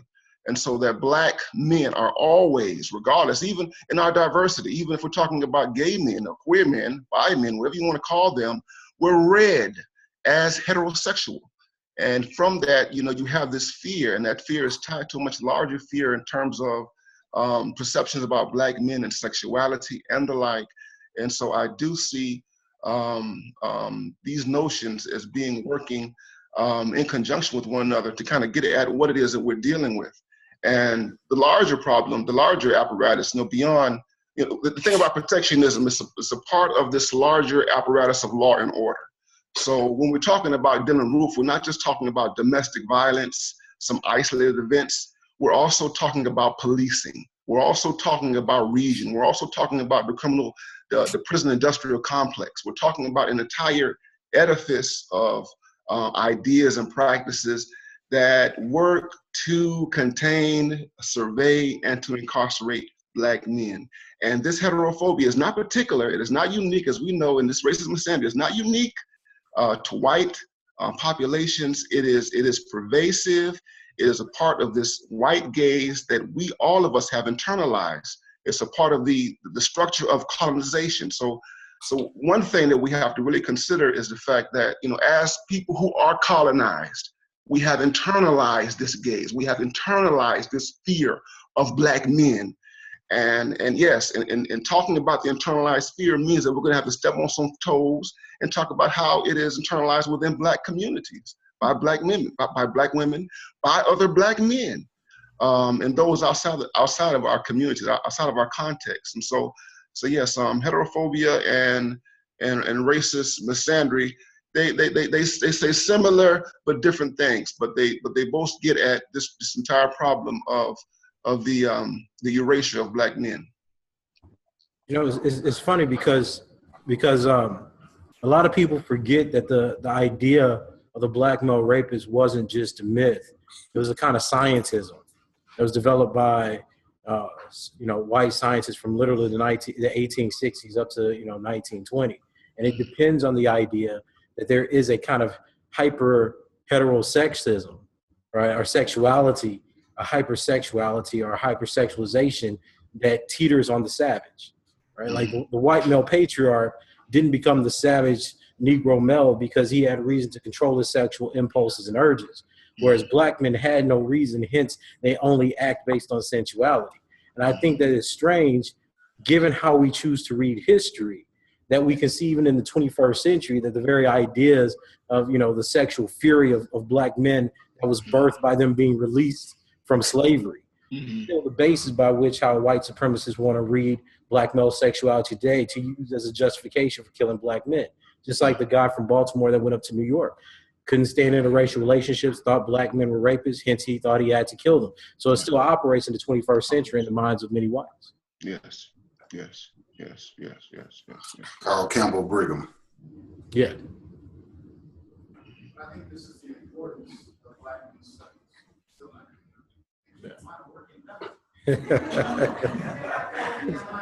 But what was y'all, because the pushback that Black male studies, of course, is going to get is based on normativity, right? So a lot of the conversations I have is already fails to make the distinction between figures of study, which would be like your Du Bois's, your Douglas's, et cetera, which we study in the academy, and then theories by which Black men are studied. So many times people conflate the two and suggest that because we study Du Bois and study Douglas, there's no need for Black male studies because it's all about Black men in the first place. I completely disagree with that argument. But what do y'all think about how, I guess, that lack of nuance? For me, what I have found in my own research and looking at things, given historicization to identities and institutions, what needs to be clear is that, you know, you made a point, Tommy, in your address, basically saying this framework for manhood supports this bourgeois notion of masculinity. Mm-hmm. Working class white men and other men of color have also historically very much revolted and challenged these perspectives. And so a lot of what we don't hear is a conversation by like Michael Kimmel in Manhood in America. We don't hear about the conversation by Marcuse in his text, One-Dimensional Man, and even the conversations that are so richly developed in a long history of work by Du Bois and Frederick Douglass and Huey Newton and Bobby Seale and even Eldridge Cleaver. I mean, there are so many people who are of color and non-color who have always worked to challenge this dominant notion of what we consider, and it has its benefits that also understanding as Black feminists, I would say Black feminists in an area that emerged with Patricia Collins more so the late 80s and 1990s. These Black feminists also call for the decoupling of manhood, particularly of Black manhood in these bodies, and happen around the Black female body. So there has been a long history of people really calling to untangle the oppression of bodies in these institutions. And so as people push back, understanding that first and foremost, the framework which they're pushing back oftentimes is the only institutionally oppressive framework built on bourgeois white masculinity. And so it behooves us to begin to say, well, we have to get into our own histories, our own bodies, as a man was just speaking to the fact that we have internalized these ideas that we begin to see masculinity and Black masculinity through that dominant narrative that tends to brutalize Black male bodies, and understand how that particular brutalization actually not only is problematic for Black men, but also Black women and also other people of color, and also women whose bodies are not connected to this bourgeois notion of womanhood. And I think that feminism, has really worked to draw attention to the social constructiveness of gender for women. But it strikes me that in looking at the literature, especially that you're citing, Tommy, in your work, it also then there is this huge body of theory that positions Black masculinity as static, right? All of the other gender constructions are fluid and multiple and changing over time and product of historical contingencies, except for Black masculinity. And so there are all of these, canonical texts that make assertions about Black masculinity as though it somehow is different than other sorts of gender constructions. And that seems to be a massive flaw in the way that a lot of our disciplines are arranged around gender work that has to be undone. I think politically it has to be done, intellectually it has to be undone. And I think it's the cause of so many of the things. In Arkansas, where I'm at, the number of prison beds that we built is based on the literacy achievements of third grade Black boys. That's how we decide how to build prisons here. And so, some of the work that we've been doing is to try and build in racial impact statements, to pass a bill through the legislature that would allow any legislator to tack on a racial impact statement where they would have to justify to taxpayers how their bill would influence communities of color, and that is something that we don't think about, but absolutely has a massive empirical effect on boys of color, especially in the South. Right. And is there a certain strangeness to it? Is a kind of ahistoricism that on the one hand, we claim exactly saying that there's a kind of a social construction to gender, but then when we talk about Black masculinity, it gets completely deposited in the negativity of Black male bodies and certain dispositions. Their hypersexuality becomes hyper-aggressive. As a hyper-aggressive, it becomes, hyper-violence and domination. So there's an unquestioned logic that's never been empirically verified that gets rationalized based on theories of, psychoanalysis or what we call intersectionality that deposits this negativity, right? And it makes no class distinction. It makes no religious distinction. It makes no geographic distinction. Evidently Black men in Africa do the same thing that Black people in America do, right? In prison, Black intellectuals do the same thing that Christian, intellectuals do. It's puzzling. Yeah. And I think, Go ahead. Did you want to? Okay. Yeah, I was going to bring up Daphne Watkins' work, and she also thought of the idea of multiple masculinities in research with Black men. And what she found was she created a Facebook page for Black men to go, and pretty much it's a mental health type of space. And she found that no one ever asked Black men how they're doing. The assumption is that they're okay and that, you know, they're expected to provide for their families and to not have a complaint, right? So throughout their life, they had to reflect on, like, when was the last time anyone ever asked me, was I okay, right?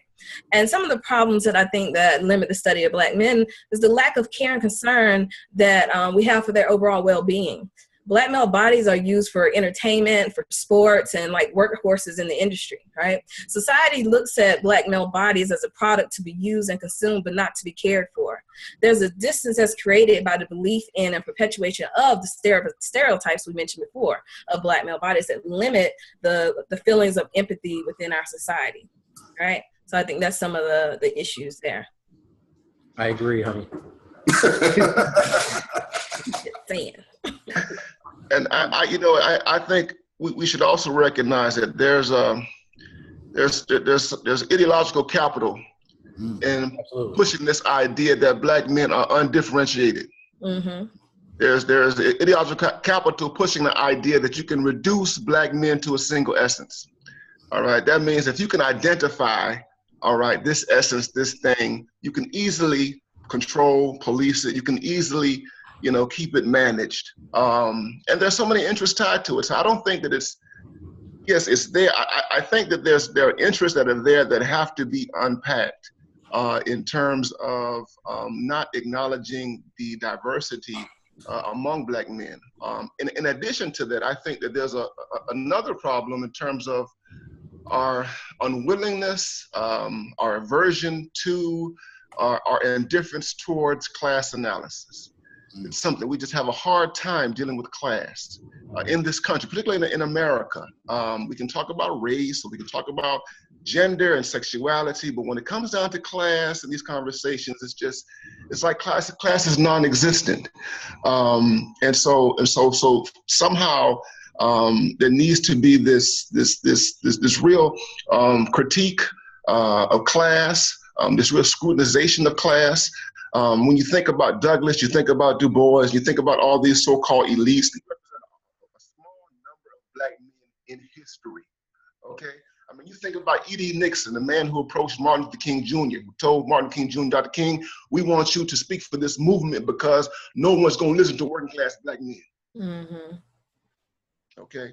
And so I think it's very, very important that, that we look at some of these internal investments that we have intellectually, ethically, that prevent us from talking about Black men as a pluralistic population. No, I think one of the fundamental issues that you're speaking to, Ron, is just the challenge of raising consciousness. And I can tell you what, Tommy, it was almost 10 years ago, where we were just sitting in a hotel room, literally beginning to articulate conversations about exactly what has emerged with this teleconference. And so it's a matter of beginning to have just the conversations and even the real lived experiences that Zakia was talking about what is actually happening on a daily basis with Black male bodies, because there's so much about just even the notion in a society to say that in a patriarchal society, a male is victimized in and of itself is a bit of a contradiction, right? And so the conversation then becomes, well, just as Black feminists did or feminists did, how do we begin to articulate the specificity surrounding Black male bodies in a sense where they are still victims in a white supremacist colonized state? But it's strange because when you approach these questions like patriarchy's never been oriented amongst all men of a given society. That's the whole point of colonization. There were the people that colonized and there were natives. The native men became savage, barbarian, rapist, et cetera, et cetera, et cetera. So even when Ann Stoler talks about the role that white women played coming to colonies, they accentuated racial differences because now it created proximities or geographies that native men couldn't enter to.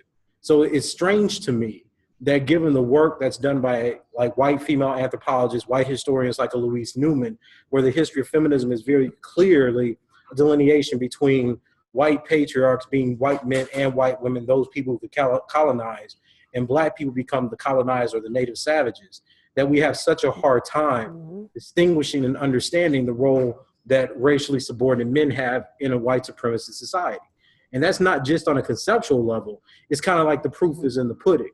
You look at black men, they underperform next to their female counterparts in education and employment and life expectancy, and yet these things have no theoretical cause. Racism does X, it affects everybody the same way if you're black, but then you see these huge disparities. And I think at a certain level is a level of threat construction, because the reason that these things proliferate the academy is that they're used as kind of capital and ideological currency to keep certain kinds of black men out of the academy, especially working class black men who have very distinct differences and ideals from middle class aspiring black folks and white people. It just seems too coincidental that the very same threats that are called racism in the society, that black men are abusers, rapists, murderers, etc., gets codified as gender theory in the academy. That can't be a coincidence. We identify racism, but when we call it gender, somehow it takes on a different dynamic. It becomes something fundamentally different. And that's not necessary to say that gender itself has to work that way. But it seems that black masculinity studies are much more aligned to a kind of buck studies than an actual empirical or conceptual investigation into the realities and histories of black males. And that's the danger of having black male studies, right? Right. Because those questions will come up. Why do black males proliferate prisons? Why aren't black males in colleges and universities at the same rate as their other peers? Why are black males disproportionately represented in places where their bodies are controlled in entertainment and sports and don't benefit from their effort at the rate that they should? Those are the type of questions that would come up in a strong black male studies program. However, at the same time, the parameters of the academy is also the problem for why black male studies probably won't exist in the near future. Hopefully I'm wrong. I would like to be wrong. Hopefully. But as long as we are assessed, rewarded, tenured, promoted, and censored by academic departments and institutions that are rooted in anti-black misandry, and our scholarship will rarely reach the level of importance that will benefit the study of black males. So one answer to this is that we have to do like we did in the 60s, in the 40s and the 50s. A large part of this conversation has to be outside of the academy. Like the sister who spoke earlier in the community-based organizations, we need to mentor black boys and black girls in our own communities. We need to take over our communities. We need to get rid of parasites in our communities. We can't let the academy define us, because the people you were a failure of the system, Tommy. I hope you understand that. People like you aren't supposed to make it through high school, right, a bachelor's degree, a master's degree, and a PhD and still think the way you think. Right. You should have been beaten down by now. You should have been co-opted, but you are a failure of the system. Right. You made it through with your sanity. But there are few of us who can persist to make it through a racist academy like the predominantly white institutions that proliferate this country. So where should the base of our education be? Within our communities, in community-based organization and mentoring programs. We need to go back to black presses and put out some of the richest scholarship that I've read haven't been published by academic journals and publishing houses. Third World Press in Chicago, where I'm from, have published incredibly important books. And so we need to give them a chance again. You know, it's unfortunate, but I think you're right in terms of having to work inside and outside of the academy. I just attended the National Council for Black Studies conference in Texas a couple of weeks ago, and what I noticed was that there were 3 sessions on Black men and boys and 11 papers. And only 6 of those papers were actually delivered. But there were 15 sessions on Black women and girls and over 60 papers delivered. And one of the things I noticed, and this is what I hope Black male studies can do, among other things, is raise the bar of expectation if you're going to talk about Black men and boys at all. What I noticed in many of these sessions is there would be an assumption made, like the subject of Black patriarchy would be brought up. Nobody would ask for its definition. Nobody would ask for any empirical data about how it's structured, whether or not it exists. It was treated as an assumption, as a social truth, without any qualification. And everybody in the room would nod. And yet there was no critical dialogue about the nature of it. Now, you know, what I'm in the book I'm working on, what I'm actually finding out is that we talk about ideological Black patriarchy, but we have a material, what I call a materially ersatz matriarchy in the Black community. But we don't talk about those dynamics. Right. So the majority of the conversation just goes to this dialogue about Black patriarchy with no qualification. And I'm only using that as a snippet for other ways that Black men are discussed with the same kind of paradigm. There is no critical empirical data that's critically asked for. And that's one of the things that I appreciate Dr. Curry in giving his lecture today, what he called for with Black male studies, but then demonstrates it by showing the origin of the myths of Black males. And that's something I think we need to demand when we start to engage these conferences, when we engage in dialogue on and off campuses. If you're going to talk about Black males, can you provide the citation for where you got that? And I think if that alone, I mean, there are other things we can do, but just with that alone, it changes the nature of the conversation. People have to critically bring something to the table. And one of the other things I noticed in these sessions on Black men and boys is how quickly it would devolve into conversations about my cousin's nephew and my sister's little, but you know, no critical analysis, no historical narrative. None of those things were required. So what that said to me is that Black men and boys can be talked about from personal experience, and in other demographics require study. The other thing, there was one other presentation I attended that basically the argument was we could use the film Boys in the Hood to permanently talk about Black males in any context. So I'm saying, okay, we have reached a point where we assume that there is nothing new to be said, so much so that we can take a film from 2 decades ago and use that as the primary paradigm to talk about Black men indefinitely. And that, to me, that speaks to a bankrupt kind of approach to Black male studies. But there's plenty to still be discussed. There's plenty that's still going on. And all we need to do is qualify that with what's actually happening, some type of data. So I just wanted to add that because I think Black male studies can offer that space and yet challenge people to come to the table with more credibility than just your personal opinion. I totally agree with you. And what we have to also recognize is that we're still dealing with Plessy-like ideologies in a post-Brown society. Mm-hmm. We have not exorcised the ideologies that we've had from the past. So those same type of ideologies that were carried over from the slave institution to Jim Crow are still present in the minds and thoughts and actions of people today. So what they thought about Black males and Black women back then are still consistent with how people are operating against Black boys and Black men today. They didn't just disappear. See that, and you also need a study of the psychology of whites and whiteness, because we believe that white people can pass a law and all of a sudden say, oh, I'm not racist anymore. Apartheid is wrong, and we're all healed. How do you go from lynching, burning somebody, cutting off their penis, their fingers, other extremities, and the next day you're healthy? No other human population is treated like that. Mm-hmm. Same thing, how can you go from how you treated Black boys and Black men, and all of a sudden you're healed? You don't think about them in the same way.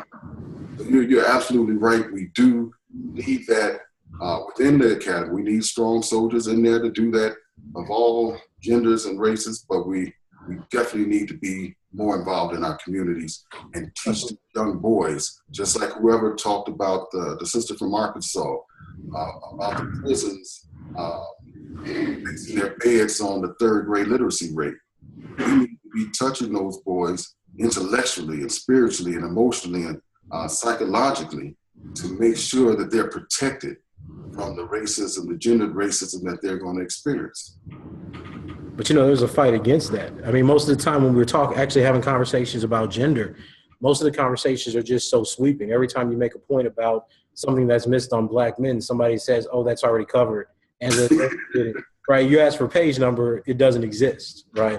Or even the citing of bell hooks. I mean, most of the work that ends up coming out of thinking about domestic violence, or even coming from the idea that Black men are imitating white patriarchy, is somehow reference to bell hooks, and she doesn't have citations. So how are we asking people who cite somebody without citations to have citations? Mhm. Right? This is part of the underspecialization in practice of how we study Black males. We read them through stereotypes, and those stereotypes become theories, and those theories become self-fulfilling prophecies. And any pushback, and I think this is one of the major problems that we have in trying to cultivate this literature, is any pushback against the fact that these are not documented, this is not empirical, or even cited where we could debate the warrants of the citation, is that people become morally condemned for asking a question.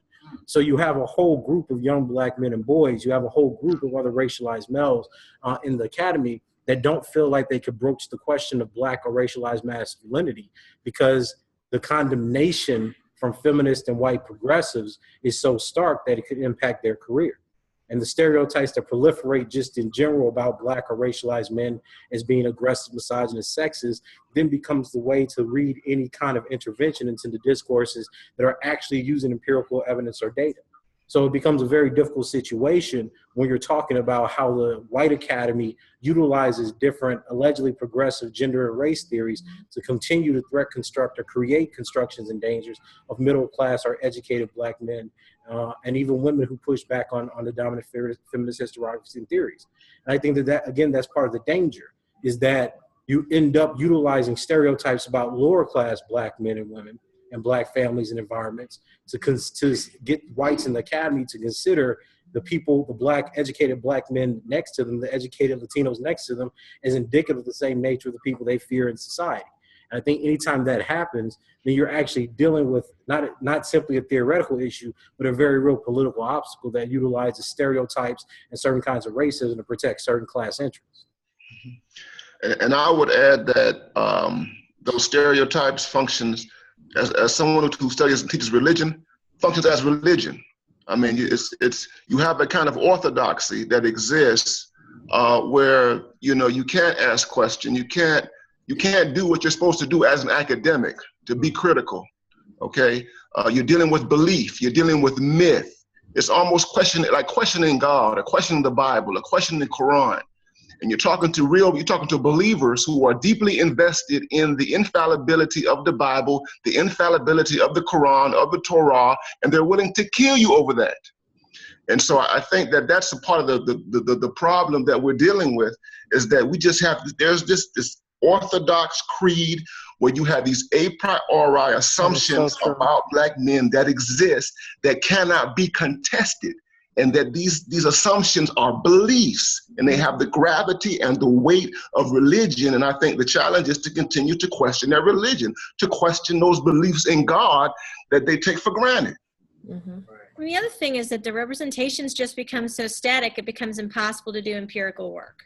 And so when you have two things happening at the same time, you have people saying, just like Dr. Johnson did, that somehow we should use, films to stand in for actual data about Black men across time, and where the representations become totally static and unmoving. And then on the other hand, you have the removal of Black men from public culture. So how do you do the intimacy to actually connect with Black men to build the kind of survival programs where you're touching, Black boys and men and feeding their souls and nourishing their minds, especially in places that are so totally removed from social welfare, systems? I mean, it's the two of them propping each other up. It's the representational problems, the lack of empiricism, and then it's the removal of Black men from public culture that make it very difficult to do Black male studies, in addition to all the other structural problems of the white institutions in the academy. Right. There's a lack of Black humanity, right? I mean, that's the surprising thing, right? Is that the lack of the staticness is based in the fact that it's a product of the dehumanization. Yes. I mean, it's staggering that you can look at how many black men are in prison at almost 900,000, and you can look at the number of black men killed by cops, and you can look at the lower life expectancy, right? And then from that suggest that, well, those realities should be lessened or not spoken about as much because they lessen other ideas or they lessen other subjects. It's just surprising to me that we will never make the same. We don't make the same claim in this country about white men. Right. I mean, you have a whole group of scholars dedicated to just studying poverty. Amongst nobody says we've spoken about them enough. So there's something about the process of dehumanization where, in the minds of scholars and other students, this doesn't seem to bother people. I think that the part of it, going back to unfortunate, we just don't have the ontological luxuries of whiteness. Okay, I mean, and we stand outside. So when I talk about black men as being regarded as ontologically evil, we stand outside. We're imagined as being something that stands outside, below and beyond the human. All right, we're somewhere in some metaphysical realm. Black masculinity represents this type of entity that is just transhuman, and it's deeply is entrenched, and it works to continue to reify, these representations that Lisa talked about. A little louder, Ron. Can't hear you. Yeah, so it works to reify these representations, these static representations of black men that operate within the imagination, that say it's okay. Like I'm teaching a film class this week, and my students are watching the 2015 version of Straight Outta Compton. Okay. And so in this class, I've got to untangle the mythological aspects of NWA from the real and actual realities that were happening in the 1980s in terms of mass incarceration, the crack era, and all these other things, okay? But for so many, NWA, listening to Ice Cube, listening to Dr. Dre, listening to Chronic is enough in of themselves to stand for who black men actually are. Mm-hmm. It's just how we see them. Mm-hmm. So what do y'all think is, because I'll tell you from, personally, but a lot of the pushback that I've gotten, even speaking about the empirical evidence of intimate partner violence and intimate partner homicide and bidirectionality in the black community, is this idea that black men are only perpetrators and not victims in intraracial violence. The study that Ebony and I did on statutory rape, just the amounts of data that I'm compiling and trying to talk about internalized vulnerabilities for why black women abuse black men and boys, and black men and boys become socialized and abuse black women. The pushback has just been immense from the idea that black men simply can't be victims of domestic violence. How do you think Black Male Studies is going to try to change that terrain? The UK got there about 2 decades ago, recognizing that men could be victims of domestic violence. I don't think that this society is even there with white men. So you could imagine the kind of obstacles and the conceptual difficulties of assuming or trying to get there with black men. How do you think Black Male Studies is going to deal with that? Well, as a sociologist, I immediately go to the data, right? You can only deny the data for so long. And when you have these studies going on, the national data showing what's going on with black men, you can't still say it doesn't happen, right? If we live in the world where we're just speaking about theory and there's no data connected to it, then people can reject it. But when you have hard data on a national level, you cannot reject it, although people try. But I think that's how you fight against those things, right? When you have the data to confirm what you're saying, right? As a sociologist, that's how I see it.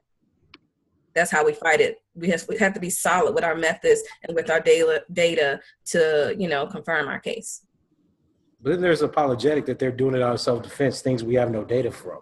Right? The idea is that we start with the same ontological proposition that black men are perpetrators, and somehow that justifies, the 4.6 million black men who are abused by their spouses or girlfriends / and boyfriend.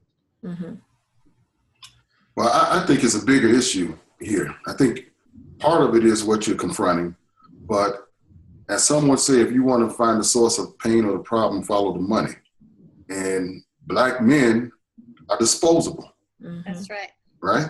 So if you can believe in a narrative that's created, and if we can remove Black males from society, whether it's in prison, whether it's by death, as you talk about, or even psychological and emotional death, then the society can perpetuate itself, its mythologies, axiologies, ontologies, and everything else based on a racist orientation. So Black males are among the most vulnerable, if not the most vulnerable population. And we've been all tricked because we're not sensitive to their plight. So we can see the dead body of a Black male and it doesn't move us any longer emotionally. Mm-hmm. I think it used to. Mm-hmm. All of us, Black people, white, everybody, it doesn't bother us anymore. And now we're closer to the goal of this whole experiment. We can't be sensitive about the plight of Black males. We don't care that they're not in higher education because it fits our narrative. They're supposed to be in jail. They're supposed to be on the street hustling. They're supposed to be abusing someone. They're just waiting to be arrested. Mm-hmm. So if we don't care, if society doesn't care, then I think that's part of the overall plan. So that, I believe, is more of the initial goal. Mm-hmm. What you're dealing with is a subsequent problem. Right. Well, that's why I said the dehumanization of Black men stands in for any conversation about. Yes. Well, one of the things that, I'm very appreciative and glad we're having the conversation pertaining to what's happening with Black male studies. And in the work that I've done looking at Black women's experiences or women's experiences in the Black Power movement, I've continued to face, and I still face, just the real challenge of just raising consciousness. And my aunt, specifically, she passed last summer. She made a point to me. She said, Rondi, when they did community work, and Zaki, if you could come and chime in on this, because you're doing this work, and William is speaking to how we must go into our communities. I can tell you, and in Tommy, I've been with you at conferences, there is a real cost. There's a cost that you pay 24/7 when you engage anything that is outside this kind of dominant narrative. And this dominant narrative, if it's about class, race, or, just sexuality, gender. And so this whole notion of talking about Black male studies, someone posted in the thread here for the chat, I'm curious as to how might the pseudo theory of Black male privilege perpetuate anti-Black misandry? And that's a very important question because for me, my aunt made a point to say, listen, we are raising people's consciousness as much as we're raising our own in that moment where someone else is being raised. And so while a lot of things we're talking about in present day are historical, a lot of the challenge is the fact that we are dealing with this, as you said, Tom, this kind of ahistorical approach to understanding Black male bodies. And a lot of what needs to be done is incumbent on us to begin to not only go into our communities, but even understanding that the way that the conversations pertaining to Black people were even brought into the academy was through the work that Black folks did in their own communities. Right. And so there is this kind of dynamic process of how the work will get done. And it's dynamic in the sense that it is a lot of labor of love. And there are some very real costs. Being with, let's say, Tommy, being at the conferences, just at a certain conference, people are walking around seeing Tommy and in a very pejorative way. They're like, oh, you patriarch, shut your mouth. You can't talk here. And just ridiculous. I've had many people tell me, don't do that work about Black people. Don't do that work about revolutionary nationalism. Don't do this work. And so what we're talking about as this inside the institution, it's outside the institution, it's across institutions, and to understand that there is a need to just develop this work and then to take it into the community. But in and of that self is just the real challenge of speaking outside of these ideologies, speaking outside of the language that we have to even talk about just gender or or sexuality, and that takes a lot of commitment and understanding the costs that go with that commitment. And I don't want to separate the two. I don't like separating what happens inside the institution and what happens outside the institution, because that in and of itself is ahistorical to the development of the lives of Black bodies. Right. And I think that. So, oh, sorry, it's okay. oh yeah, no problem. Sorry if there's a bunch of background noise, but I wanted to just jump in really quickly and just really legitimize that Black women in the community don't think like that. Like all this BS with being against Black men and all of that, it is not like that at the grassroots level, which I identify as. And so Black women, absolutely, we support our children, but we also support our partners, we support our husbands, and we just don't see it from this whole feminist framework that dehumanizes or further dehumanizes Black men. And so I wanted to also add that I think that it's really important too that we also do political education in our communities, because that's one of the things that we have been doing, because we do see a lot of the stuff that we're seeing, at least at the national level around organizing, is extremely ahistorical. And so we in the best ways that we can kind of put a little bit of political education or at least push some of that to at least interrogate the space a little bit and get people to at least start asking questions about what they have learned really in colleges and in universities.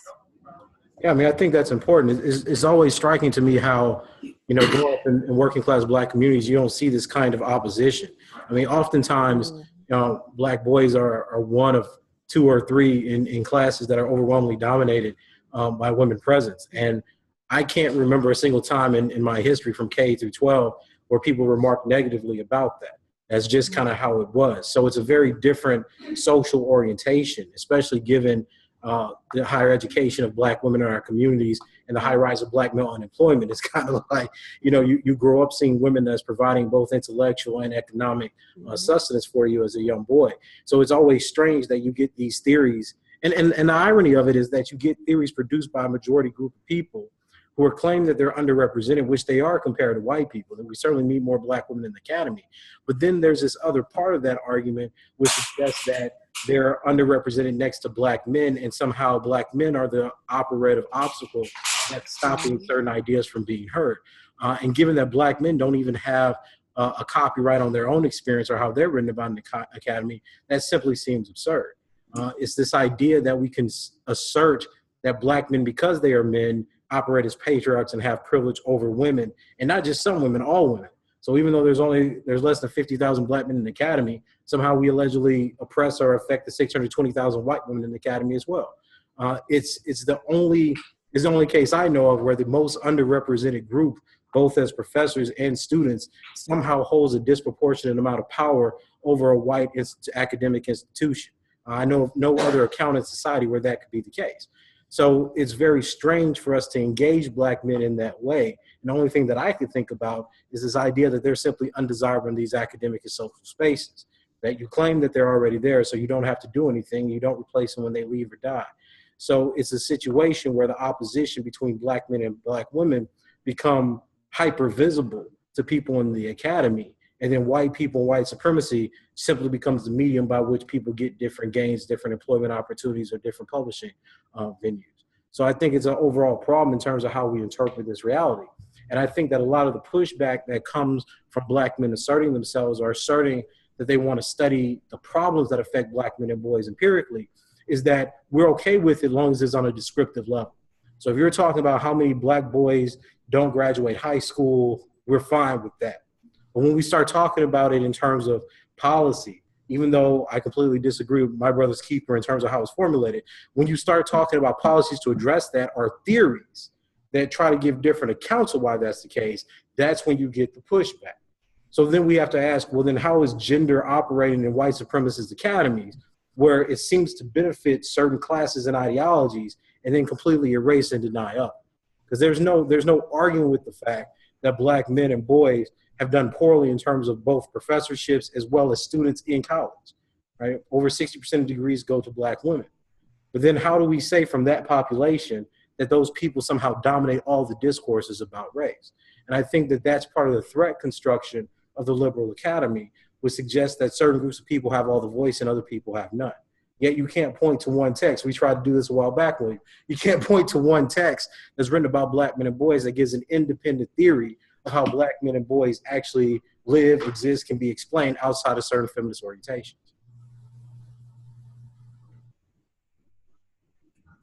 Hot curry.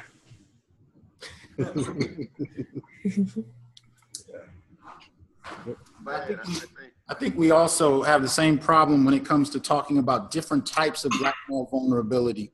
One of the things that I did a presentation on last year was on rape, and I did some online work on it as well. And I found that people were highly disturbed and uncomfortable with talking about black male rape, not only because rape in and of itself is a difficult topic, but also because it began to encroach on areas that people felt were sacred and only belonged to certain demographics.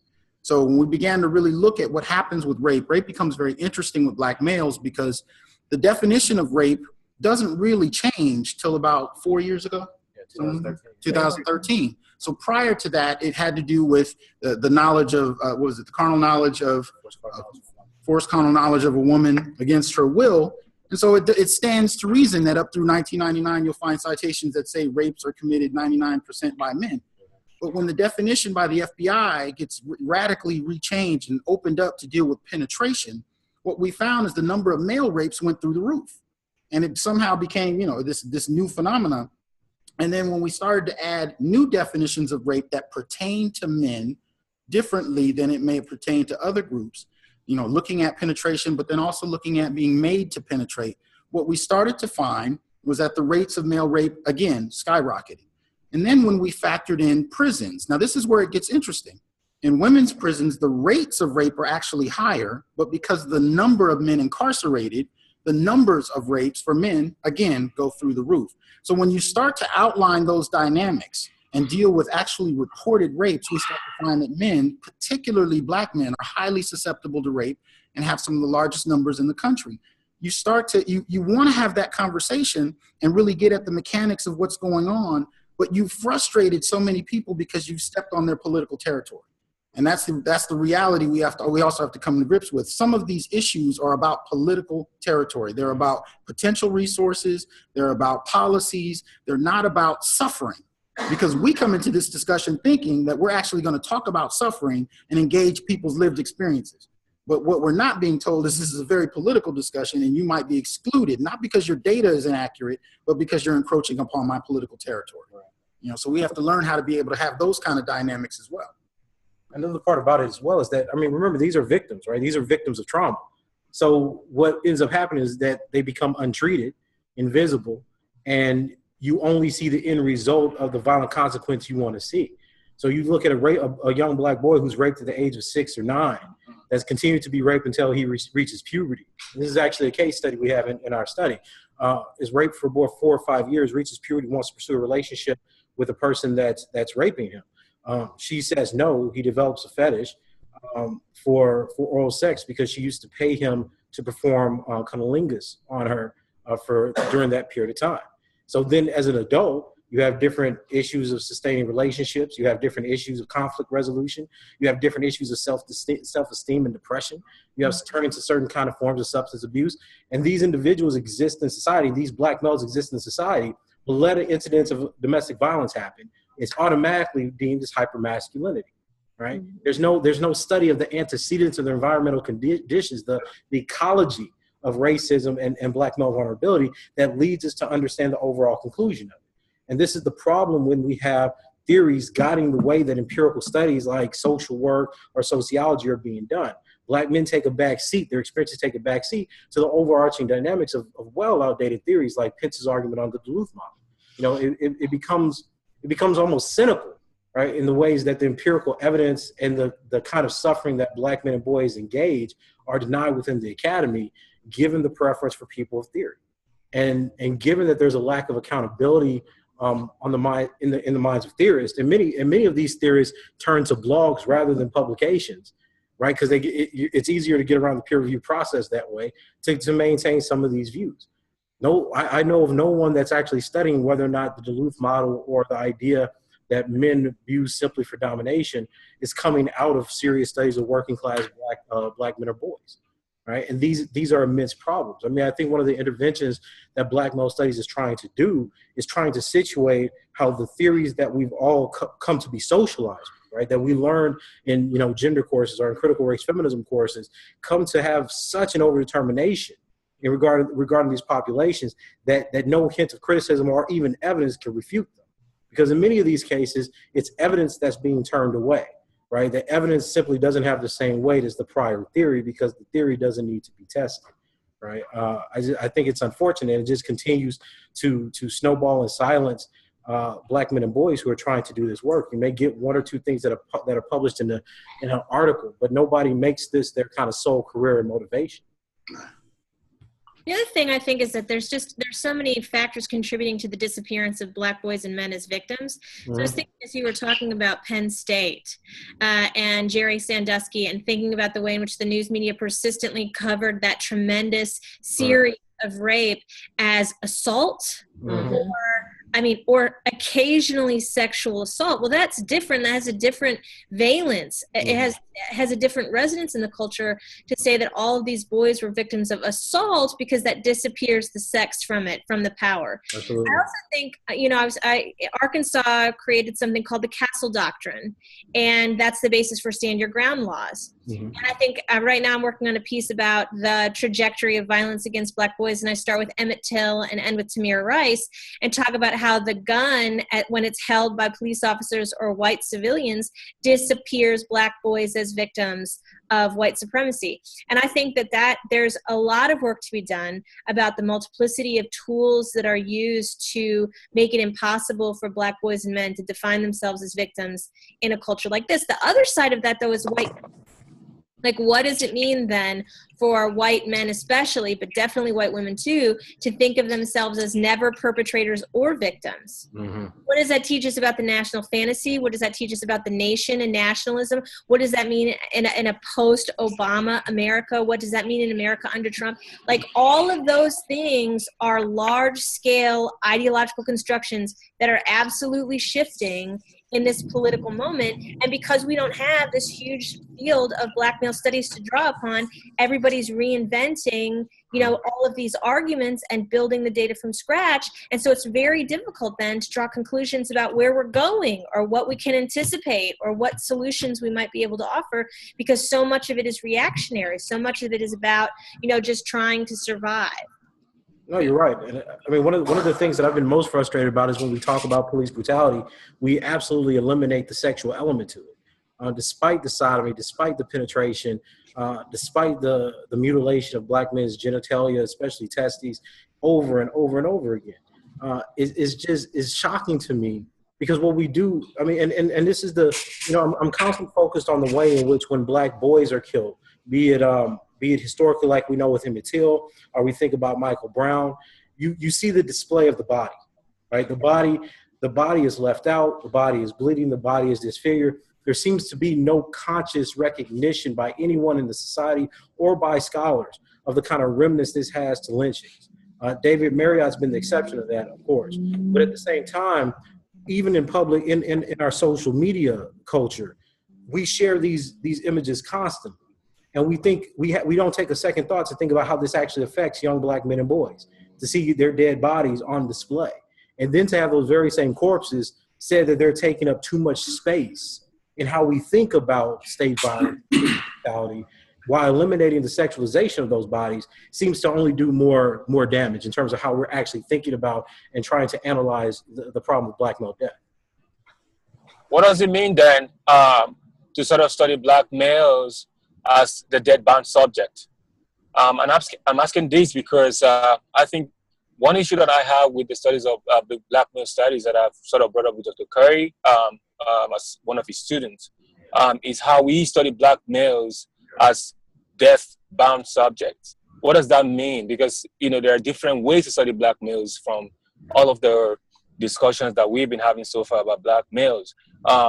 Is it possible to sort of look at the upside of these in terms of like the humanization of Black males and do research in that regard to sort of see how we can understand Black male existence, the vulnerability, the victimization, without, sort of looking at Black male bodies, as the deadband subject, if my question is clear.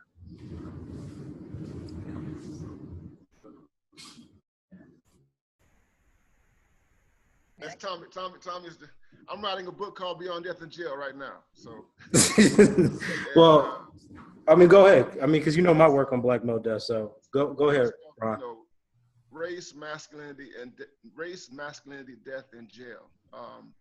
And I think for me, dealing with death and using death as a critical concept takes the discussion away from where it is right now. Okay. For death, you're talking about mortality.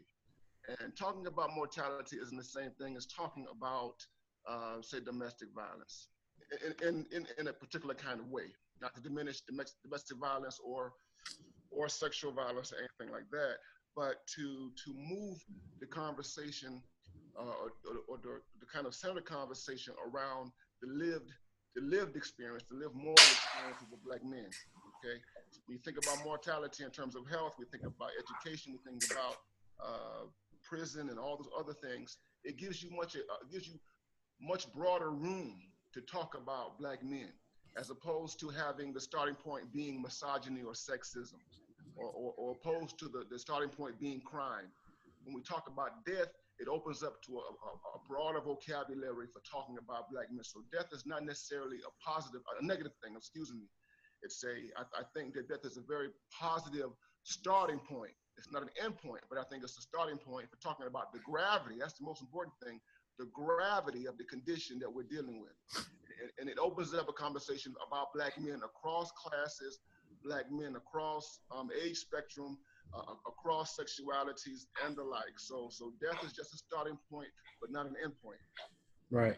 And given that's one of the reasons that I called for a genre studies of Black male death and dying, because rather than the living aspect, you see that the dying is something that constantly happens because of the Black male vulnerability that's never addressed.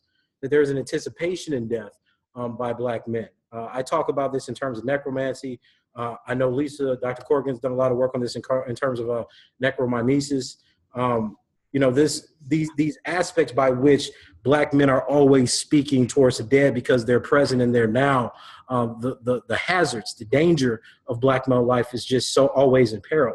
And I think that reality, even moving beyond the theory into how this actually affects communities, has to be addressed. There are no services, there are no conversations about the mental health of young Black men and boys, despite the level of homicide, despite the level of police homicide, despite the level of incarceration. And that's startling to me. The minute white people deal with anything they don't like something like 9/11 that happens in New York, suddenly the schools shut down, they need mental health services, classes are canceled. Black men and boys get shot on a daily basis in this country, their bodies and names displayed all across the news, and there's never any care for that. We find out Black men have been sodomized. There's never care for that. There's not one conversation, despite what happens to Black men and boys in society, that deals with their sexualization. Everything tends towards kind of the deficit model of their failures, that they're stuck in poverty because of criminality. But then because they're hypermasculine, they're criminals. So it's kind of a tautological implication that they're constantly dying because of the violence that they cause. There's never a symptom where you can separate Black men seemingly from the sociology or the sociological environment or community that they exist with. It all becomes synonymous with their very natures.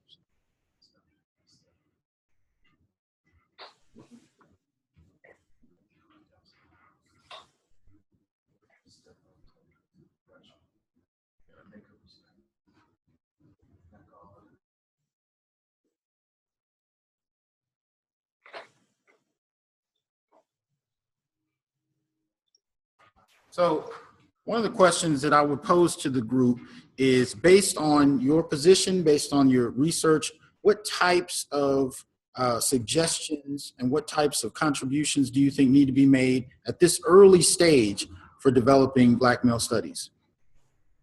Wow. Deal with some of these technical issues. Yeah, I think in terms of my work, and what I'm doing right now it's really grappling with the problems that have been so eloquently articulated during this conversation and during Tommy's presentation. The ideological. So I do critical theory and religion, and so looking at the a priori assumptions and those problems that serve as impediments. So we have these real serious conceptual impediments that stand in the way of a real robust conversation, and I think that there's a need for that kind of work. The kind of labor where it's really articulated, it is codified, it is written. The real barriers to talking about what we're talking about. And it would serve as sort of like a prolegomena, in theology and philosophy, the prolegomena, the conversation before the conversation.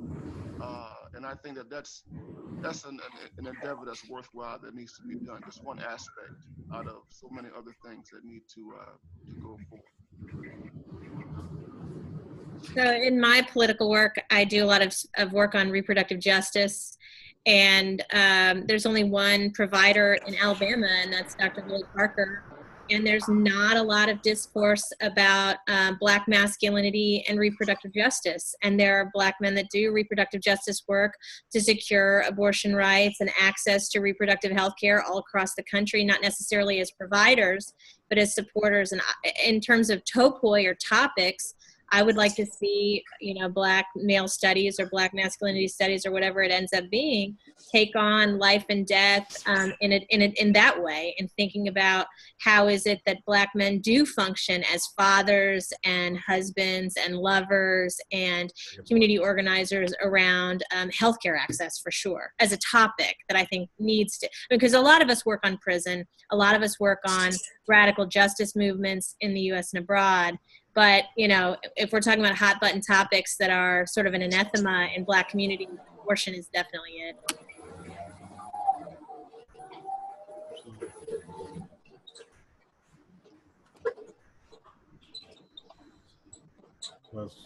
Gwen?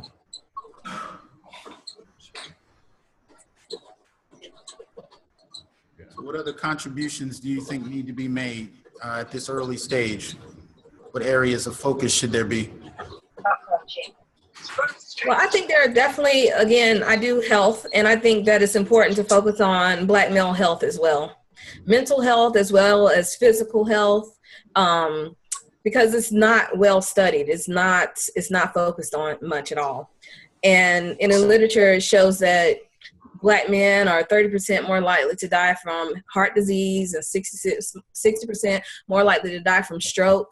So all of these deaths are related to, all these negative health outcomes are related to stress, right? And so we need to understand the stress that Black men experience and know that it has negative impacts on the Black male body, right? So I think that it's important for Black male studies to also have a health aspect, right? Because if we are intending on improving the environment for Black men and we want them to be able to sustain life, we have to consider the health outcomes too. I would just echo Dr. Gwen Curry's statement. So I don't want to expand much on it, but my area of research is also mental and physical health and racial battle fatigue. So it's definitely important to understand how the social environment puts Black people at risk for, just for death, for sickness, for how it impacts their relationships, almost on every level that we can think about. Racism impacts our lives, and that's critically important to understand. How does it steal the hope out of little Black boys from going on throughout elementary school? How does it interfere with the partnering of someone who they should be loving and who should be loving them? How does it hurt their self-worth or their value? How does society impact that? So the mental, physical health is critically important, and having a better understanding of racial battle fatigue for Black boys and men in general, or specifically, but Black people and other people of color, more generally speaking, is critically important.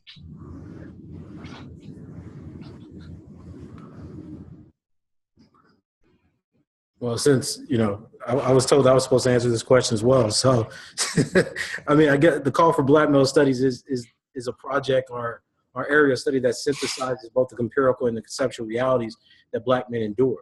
I think that the work that I've done, which focuses on 19th century ethnology, that focuses on Black men being the victims of rape, all these things really do speak to the kind of neglect and problems. So we have to get certain themes and revise and create certain theories that serve as a launch pad for us to interpret and engage both the empirical realities and then deal with the theories that are used to explain those realities. If we keep imitating the kinds of dominant theories that emerge from second wave feminism, sex role theory, dominance theory from Catherine McKinnon, if we only look at intersectionality with maleness as a privileged and static category, it doesn't allow us to have the kind of nuance of the vulnerabilities that have been attributed to other groups. Looking at things theoretically, one would almost assume that white women who enjoy a majority population, higher education, the longest life expectancy in the United States, that benefit disproportionately from the wealth of white men are somehow equal to or in a worse condition than Black men and boys in the United States. And when we talk about the kinds of employment discrimination that many young Black men face, or even the prospects of incarceration and poverty in the United States, we see a comparison of groups that don't match up with the evidence. But I think in order to deal with that, we ultimately have to kind of reclaim a historical moment, kind of dig up and unearth a lot of the genealogies of how Black men are constructed and develop theories from that perspective.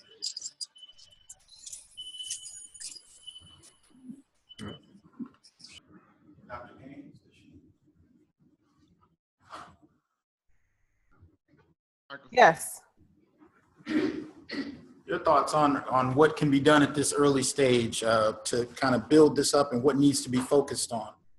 At this early stage, I can tell you from doing the work and just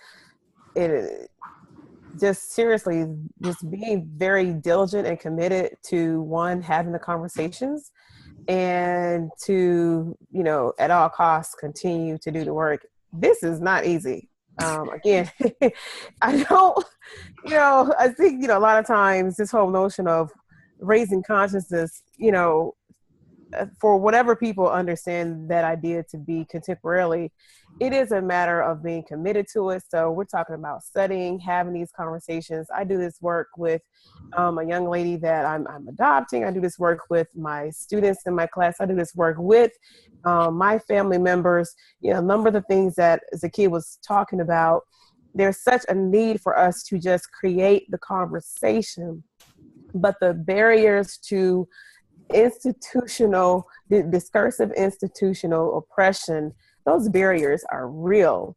And I continue to face challenges. I'm sure, I would assume all of you are facing those challenges, very real financial challenges, spiritual challenges, social challenges, the whole process of being ostracized. So we're talking about, people, for lack of a better word, talking about think tanks, but really saying, how do we strategically put forth a plan to continue to do this work? That is very literally the next step. How are we going to do the next step? Because oppression is real. We have to deal with the financial challenges of, currency of time, money, energy. And so I have to have time to do my work. I have to have time to talk to people. I have to have time to teach, to grade, and all these things. And so oppression is about taking away opportunity.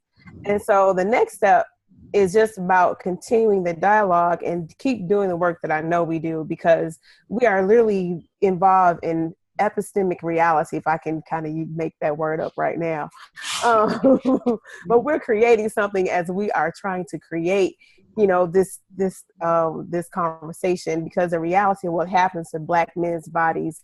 I'm the product of a Black man, right? I couldn't be here without a Black man's sperm. Because the conversation is that important.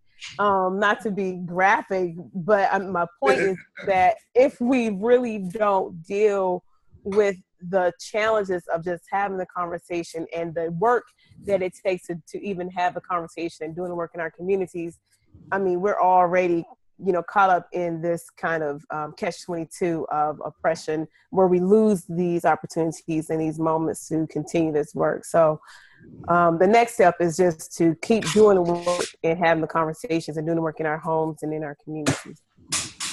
Well, I'm going to answer the question, and then I'm going to open it up to questions. And those questions can come from our online audience. They can chat in the questions or from in the room. But before that, I just want to briefly say I appreciate everybody's patience, because as much as I've been trying to get this going and I've been worried about everybody's computer working, I've been on 3 different devices in my own event, and I can't be a part of it. So I had to push Tommy away just to get up here. But so I appreciate your patience. One of the things I would say needs to happen is there definitely needs to be a maintaining of dialogue, even outside of these kind of public discussions, because I was talking to Dr. Curry on the way here this morning, and he made an incredibly valid point. He was saying most of us doing this work in isolation. I was commenting on a couple of people I know, and it literally is working in a silo. You know what I mean? You find yourself almost like the only person in your city, or definitely at your institution, kind of doing this kind of work. And I know from conversations I've had with Dr. Neal, sometimes we just have to call each other just to remind each other we're not crazy. The things we're actually seeing are actually taking place, and sharing data and resources. So I think those things need to continue off the beaten path on the grassroots level, even in just private dialogue, but just to make sure that we can begin this dialogue as we professionalize it, but just to make sure that continues on. So at this point, I want to open it up for questions, be it in the room or online, and we'll kind of go from there. We got about 15 minutes or so left. So as we continue to dialogue, we can facilitate questions and so on and so forth. So if there are any questions, we don't have a separate mic in here, but here we go. Yes. Yeah. So I heard mental health in a couple of people's different discussions, and I'm just wondering, you guys came out with some really great empirical indicators around the stressors, but I'm also wondering in terms of resilience, if we're taking this unique perspective, right, saying that we're not going to use the other indicators that are out there, what does resilience look like empirically measured for Black men? Okay, real quick, could everybody online hear the question? Okay. Okay, you could hear the question? All right, please. So I think when we talk about the resilience literature, I'm really fascinated by this, especially coming out of like education theory, et cetera. Most of it talks about, I think this is the mesh of it. Lots of it talks about the ability of young Black men or boys to succeed despite their obstacles, right? To still be high academic achievement, or to be able to get into gifted, talented, things of that sort. What I find though, and I find this to be a common response, there is a need for us to make Black males exceptional in order for them to get very average or normalized results. And I'll give you an example of that. In a recent situation, there was a young Black young Black man, I guess, applied to graduate school. He had a 3.8 GPA, didn't get into the graduate program, largely because some of the committee members didn't like the topic he wrote on. He chose to write about Black men and boys. The effect of that was that part of the conversation was, well, even though he had a 3.8, had excellent letters, he should do better. So write another paper, right, that may not be subject to some of the same criticism. So I think that what happens is we perpetuate an idea of John Henryism to Black men. We see their discrimination, but then tell them to work harder instead of stopping it and addressing systemic discrimination that's going it's down. all right. Right. So when that happens, I think that Return this one. I'm picking up one. I think that the accounts of how we deal with that largely lead us to develop theories of resiliency that focus more on how they deal with the failure, the personal failure of the society denials, rather than how we talk about positive programs by which they can deal with that, which would include things like peer groups, would include dealing with ideas of suicide, given the rates of suicide for young Black boys are increasing. It would be issues of self-affirmation and image. I think that when we come into universities right now, one of the first things that Black men learn is that somehow they're pathological, even if, especially they come from lower class communities. So it means that we have to reorient how we talk about Black male success and struggle. That while we can criticize aspects that are human flaws, missing something like class or gender analysis or dealing with issues of sexism, homophobia, et cetera, those things don't disappear, but it's very different of dealing with a bias or sociological reality than saying that's part of one's innate nature, which is usually what happens when we deal with things like hegemonic masculinity, which suggests that because you are hegemonic masculine, you are misogynist and homophobic. These things don't instill positive values in how Black men deal with their situation. And the great irony of that is that despite the prevalence of white racism, we give more benefits and change to white people in America, despite their history of colonization, racism, discrimination, slavery, etc. So white people can easily change. Conversations allegedly change white people from and adjust them from their normative white racist view or the systemic racist view. With Black boys, somehow we think that they're functionally incapable of that change, and that affects the kinds of prospects that they see in their future. Because if we don't address the institutional issues, blame it on their failures, tell them to get better, but then say you're tragically flawed from a personal level, socially, or in terms of your interpersonal relationships, I don't think that it leaves much room by which we could actually see success. It doesn't become viable. You may get a Black student to strive harder, but what happens to Black men once they've striven as hard as they could, they get their PhDs, they get their law degrees, and they still have no employment opportunities? Who answers that question once we've moved past the point by which we've deemed resiliency? We have another question, but did anybody on the panel want to chime into that one? I'll mention just something to echo what Dr. Curry just said. And this is a larger systemic social problem. I'm reminded of a scholarship that we had here at my university that I work at. And what Dr. Curry just suggested was clear here, where there was an African-American male, exceptionally talented, gifted, 3.8 GPA, applying for a scholarship to enter college here. And his application wasn't good enough until he had to talk about, and most of this was made up, his mama was a crackhead, his daddy was in jail, he was the provider of the family. So those are the type of stereotypes that people want to hear, because that's the narrative that they believe justifies the experience of Black people. It's a fetish, huh? It is. And I just recently spoke with a group of Black and Latino young men, and I asked them, when's the first time that you knew you were Black? And ironically, despite what some people believe, these young boys did not think about their Blackness until the larger society reminded them that they are, or told them that they were Black by the way that they treated them differently. So some of them were just preteens, right? So how the police treated them, how they were thrown up against a car, how a teacher treated them as different. So Black people have been resilient since our history on this land. So we have a history of racial socialization and resiliency that, long as we tap into that, we'll be all right. But the problem is that we have to tap into it so oftenly. And that is the thing that is distressing and destroying the hopes of many Black boys and men, and in a larger way, Black people in general. Okay. We have two questions. We had a hand in the audience, and then we have a chat question. Actually, the hand came up first, even though this question is blazed all over the screen. So I'm gonna give Dr. Curry a chance to look at the question while we engage the question in the room first. So, Professor. Yeah, I think as Black men, we have to be assertive, just like all other men in the world. We got to take command and control of our communities. That means that we got to socialize our sons. We have to take that responsibility. We're in a state of warfare. with oppressors. So every target they can shoot at us, they gonna do it.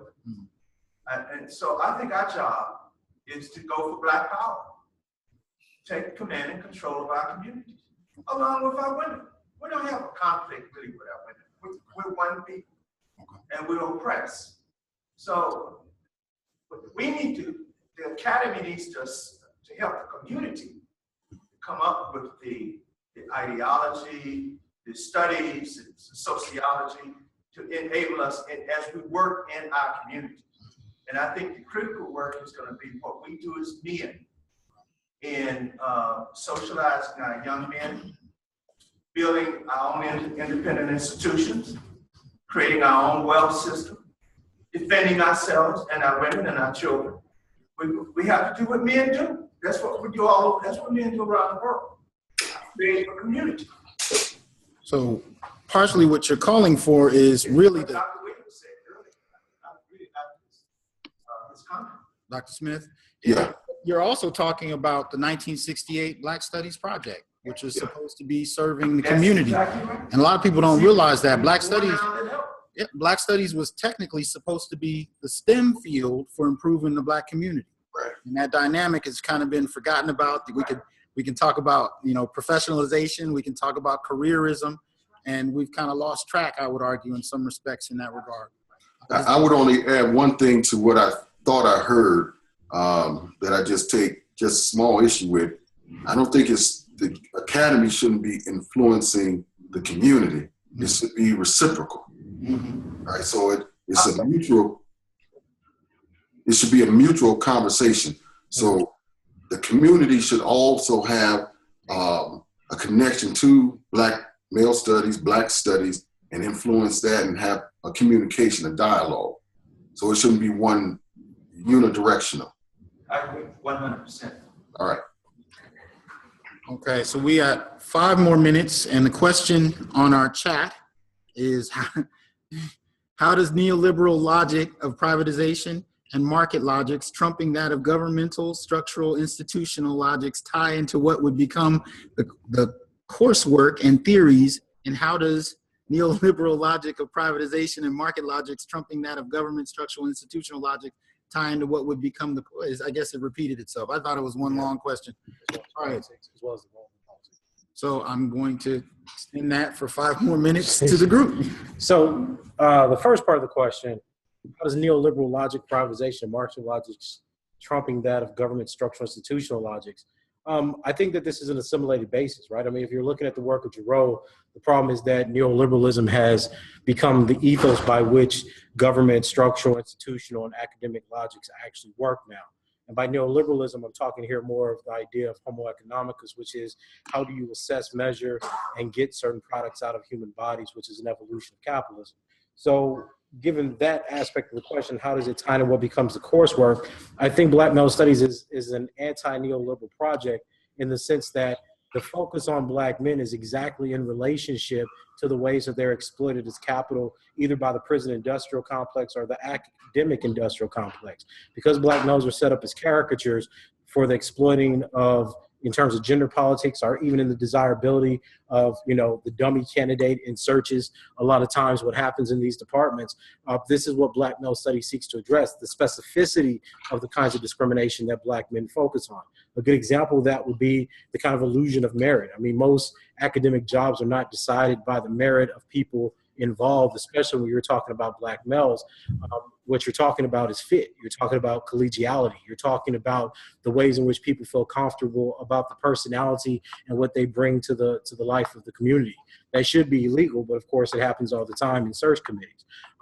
Given that, Black Male Studies would try to push back and then make people aware of the kind of biases that are used to assess Black male candidates, especially heterosexual Black male candidates that are constructed as threats, deviants, hostile, etc. And I think that in the second part of the question, in terms of the politics of respectability, I don't know exactly what that means. I guess I would disagree that there's a kind of politics of respectability in Black maleness or Black male vulnerability, largely because Black men have largely been seen as deviant and outside of respectability politics. The idea is that you're trying to give voice to the populations of Black men and boys who don't fit within the normalized discourse that we have within the academy or within middle class or bourgeois notions of race or progressivism. Their existence, in fact, is the antithesis of how we think about progressive civil rights movements or civil rights progress in the United States. The next question was, do I think that the Black Lives Matter movement is a good representation in addressing disadvantages of the Black community? Absolutely not. I think that it's at best an avant-garde politics, at most likely simply pseudo-bourgeois politics masquerading as Black radicalism. I think the divestment that Black Lives Matter has in the history of Black power, the struggles of working class Black men and women, specifically the concerns and the impacts that Black male death have to the overall infrastructure of the Black family and the marginalization of Black women. Focus on intersectionality, which is a post-civil rights discourse of discrimination or the colonial or anti-Black logics, doesn't really give us much in terms of how we deal with policy. I think the most worrying aspect is in terms of a political science or political economic view of Black Lives Matter is the way in which certain kinds of representation that are deemed intersectional, be they Black, homosexual, queer, queer, et cetera, don't necessarily reflect the demographic of the people it's supposed to represent. In other words, a very basic question that I think should be asked to the BLM leadership is, do you in fact represent the ideas and the perspectives and aspirations of the working class Black women and Black men and boys and Black girls that you claim or at least get currency, grants, and sorrow funding from? So I don't think that it's the most effective venue. Do I think it's a step? Sure. Is it a reaction to the killing of Black people? Sure. That's not the only one. So I think that when you look at things like the Freedom Defenders, when you look at the kind of mobilization that Black communities have had around their own deaths, that Black Lives Matter is merely one aspect of that and not necessarily the most effective. Okay. All right. Wants to give a round of applause to our panel, if we could. Thank you very much. Good job, panel. Definitely want to thank Dr. Lisa Corrigan. I want to thank Dr. Ronald Neal, Dr. William Smith, Dr. Rhonda Gaines, Dr. Gwinnetta Curry, and most especially Dr. Tommy Curry for coming out and doing this. We might be doing this again next year. We shall see. But at the end of the day, this is just the beginning of the discussion on Black male studies. So thank you all, and we'll talk soon. All right. All right. Thank you for the invite.